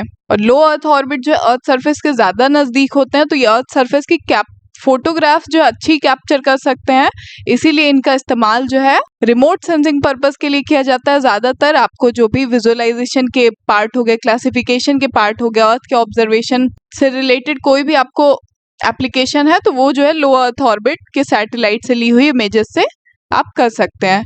और कभी कभी जो है साइंटिफिक रिसर्च और कम्युनिकेशन जैसे टास्क को करने के लिए भी इस ऑर्बिट का इस्तेमाल किया जाता है। इसके बाद कुछ और भी ऑर्बिट्स हैं सैटेलाइट से रिलेटेड, जैसे कि पोलर ऑर्बिट। तो पोलर ऑर्बिट जैसा कि इसके नाम से ही क्लियर है कि अर्थ सरफेस जो है हमारा, अर्थ सरफेस में पोल्स के अराउंड जब सैटेलाइट मूव हो रहा हो और पूरे अर्थ को कवर कर रहा हो वो, मतलब कि आपका ये अर्थ है, अर्थ तो रोटेट होते रहता है, आपका ऑर्बिट आपने स्टेशनरी बना दिया कि आपका ऑर्बिट यही रहेगा, आपका जो है पोल्स के अराउंड ये मूव होते रहेगा, तो अर्थ इसके बीच में जो है रोटेट होते रहेगा जब, तो ये क्या होगा, ऑर्बिट वहीं रहा, अर्थ रोटेट होते रहता है, तो इससे क्या होता है कि आपके पूरे अर्थ सरफेस का जो है आपको ग्लोबल कवरेज मिल जाता है। पोलर ऑर्बिट्स में कोई सैटेलाइट अगर हो तो वो पूरे अर्थ सरफेस की ग्लोबल कवरेज इमेजेस आपको प्रोवाइड करा सकते हैं। ये पोलर ऑर्बिट हो गया। इसके बाद अगला टाइप है सन सिंक्रोनस ऑर्बिट। तो इसके नाम में भी ये सन से रिलेटेड है, मतलब कि in this orbit the satellite passes over the same point on earth at the same local solar time during each orbit. मतलब कि ये इसमें जो है सैटेलाइट सन के साथ साथ मूव होती है, जिस भी एरिया में जो है सन लाइट पड़ते जाती है उस एरिया में जो है सैटेलाइट्स मूव करते रहती है। मतलब कि ये अलाउ करता है ये सन सिंक्रोनस ऑर्बिट हमेशा जो है लाइटनिंग कंडीशन में इमेजेस जो है आपकी कैप्चर हो डिफरेंट ऑर्बिट से। और सन सिंक्रोनस ऑर्बिट का जो है ज्यादातर अर्थ ऑब्जर्वेशन और एनवायरमेंटल मॉनिटरिंग मिशंस में किया जाता है। सन सिंक्रोनस ऑर्बिट का जो है ज्यादातर इस्तेमाल अर्थ ऑब्जर्वेशन के लिए या फिर एनवायरमेंटल मॉनिटरिंग मिशंस के लिए किया जाता है। इसके बाद अगला जो हमारा ऑर्बिट का टाइप है ये हाईली इलिप्टिकल ऑर्बिट्स। तो ये नाम कुछ अलग सा है, इसमें क्या होता है, हाईली एलिप्टिकल ऑर्बिट क्या होता है, जैसे कि इसमें नाम में ही आप देख रहे हो कि इलिप्स टर्म आ रहा है। इलिप्स टर्म क्या होता है, मतलब कि जो है आपका ऑर्बिट जो है वो परफेक्ट सर्कल ना हो, थोड़ा इलिप्स के शेप में हो, तो उसे हाईली एलिप्टिकल ऑर्बिट कहते हैं। और हाईली एलिप्टिकल ऑर्बिट जो है ये मोस्ट ऑफ द टाइम जो है जहाँ पे भी हायर ऑल्टीट्यूड्स हो गए, माउंटेन्स हो गए, वहां पे ज्यादा इंफॉर्मेशन कलेक्ट करती है। and then rapidly descends to lower altitudes during the shorter portion of orbit। जब भी उनके ऑर्बिट का शॉर्टर पोर्शन जो है आता है तो वो जो है रैपिडली डिसेंड कर जाते हैं लोअर ऑल्टीट्यूड्स की तरफ। और ऐसे ऑर्बिट्स का जो है ज्यादातर इस्तेमाल कोई स्पेशलाइज्ड मिशन हो, हाई लैटिट्यूड्स में जो है कम्युनिकेशन करना हो आपको, तो वहां पे जो है ऐसे ऑर्बिट्स का इस्तेमाल होता है। और इन ऑर्बिट्स में वैसे स्पेशल सैटेलाइट्स का इस्तेमाल होता है। ज्यादातर ये साइंटिफिक ऑब्जर्वेशन में या फिर आपको मिलिट्री पर्पसेस के लिए यूज होता है ये ऑर्बिट्स। के बाद अगला टाइप ऑफ ऑर्बिट है हमारा मोलनिया ऑर्बिट। ये मोलनिया ऑर्बिट क्या है, अलग सा थोड़ा नाम है। तो ये भी एक स्पेसिफिक टाइप का हाईली एलिप्टिकल ऑर्बिट है। एलिप्टिकल ऑर्बिट के बारे में तो देख लिया, ये भी जो है उसी का एक टाइप है।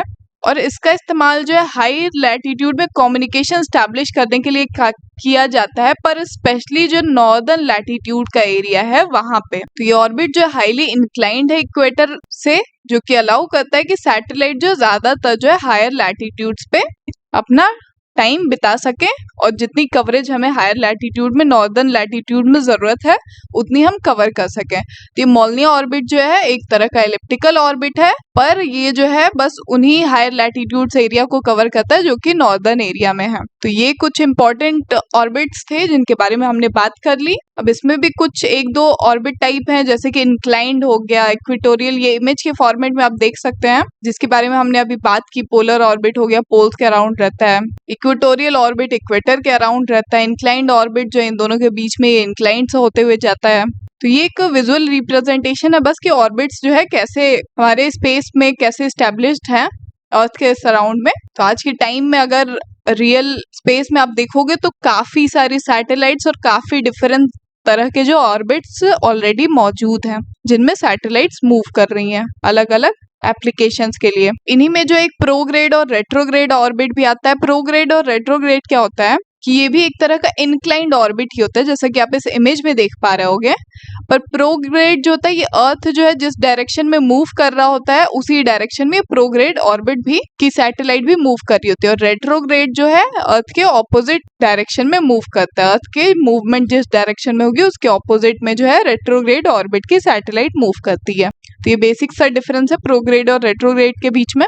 और ये एक इम्पॉर्टेंट चीज, जैसा कि मैंने अभी डिस्कस किया था पोलर ऑर्बिट्स के बारे में, जिसमें मैंने बताया था कि पोलर ऑर्बिट्स में क्या होता है कि नॉर्थ टू साउथ जो है ऑर्बिट हमारा होता है और उसी में सैटेलाइट मूव करती है। और इससे होता क्या है कि हमारा अर्थ जैसे जैसे रोटेट करता जाता है, ये हमारा ऑर्बिट तो वहीं रह गया, अर्थ आगे बढ़ गया।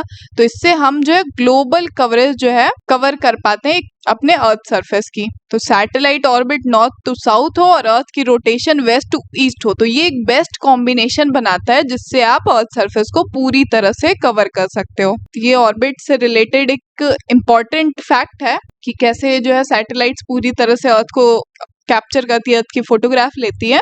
तो बस यही कॉम्बिनेशन है जो इस सैटेलाइट्स के लिए पॉसिबल बनाता है पूरी ग्लोबल कवरेज करने के लिए। तो आज के इस लेक्चर में जो है हमने जितने भी इम्पोर्टेंट टॉपिक्स है सिलेबस में रिमोट सेंसिंग से रिलेटेड उसको कवर कर लिया है।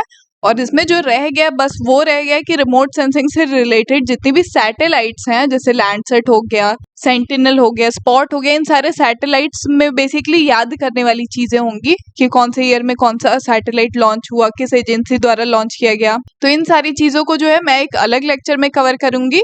और उसके अलावा बाकी रिमोट सेंसिंग कॉन्सेप्ट से रिलेटेड जितने भी टॉपिक्स थे मैंने पूरी कोशिश की कि इस वीडियो में उसको कवर करूं। और माफी चाहूंगी कि इस बार इस वीडियो को आने में थोड़ा सा लेट हो गया, पर आप सब मेरे साथ इस चैनल पे बने रहिए और आपको इस मैराथन सीरीज में जो है और टॉपिक के बारे में पूरी एक लेक्चर में जो है आपको पूरा टॉपिक कवर किया हुआ मिलेगा। और मैं कोशिश करूंगी कि और भी वीडियोस जो है ऐसी लाती रहूं आपके लिए। आप सबका बहुत बहुत धन्यवाद इस वीडियो में बने रहने के लिए। Thank you very much.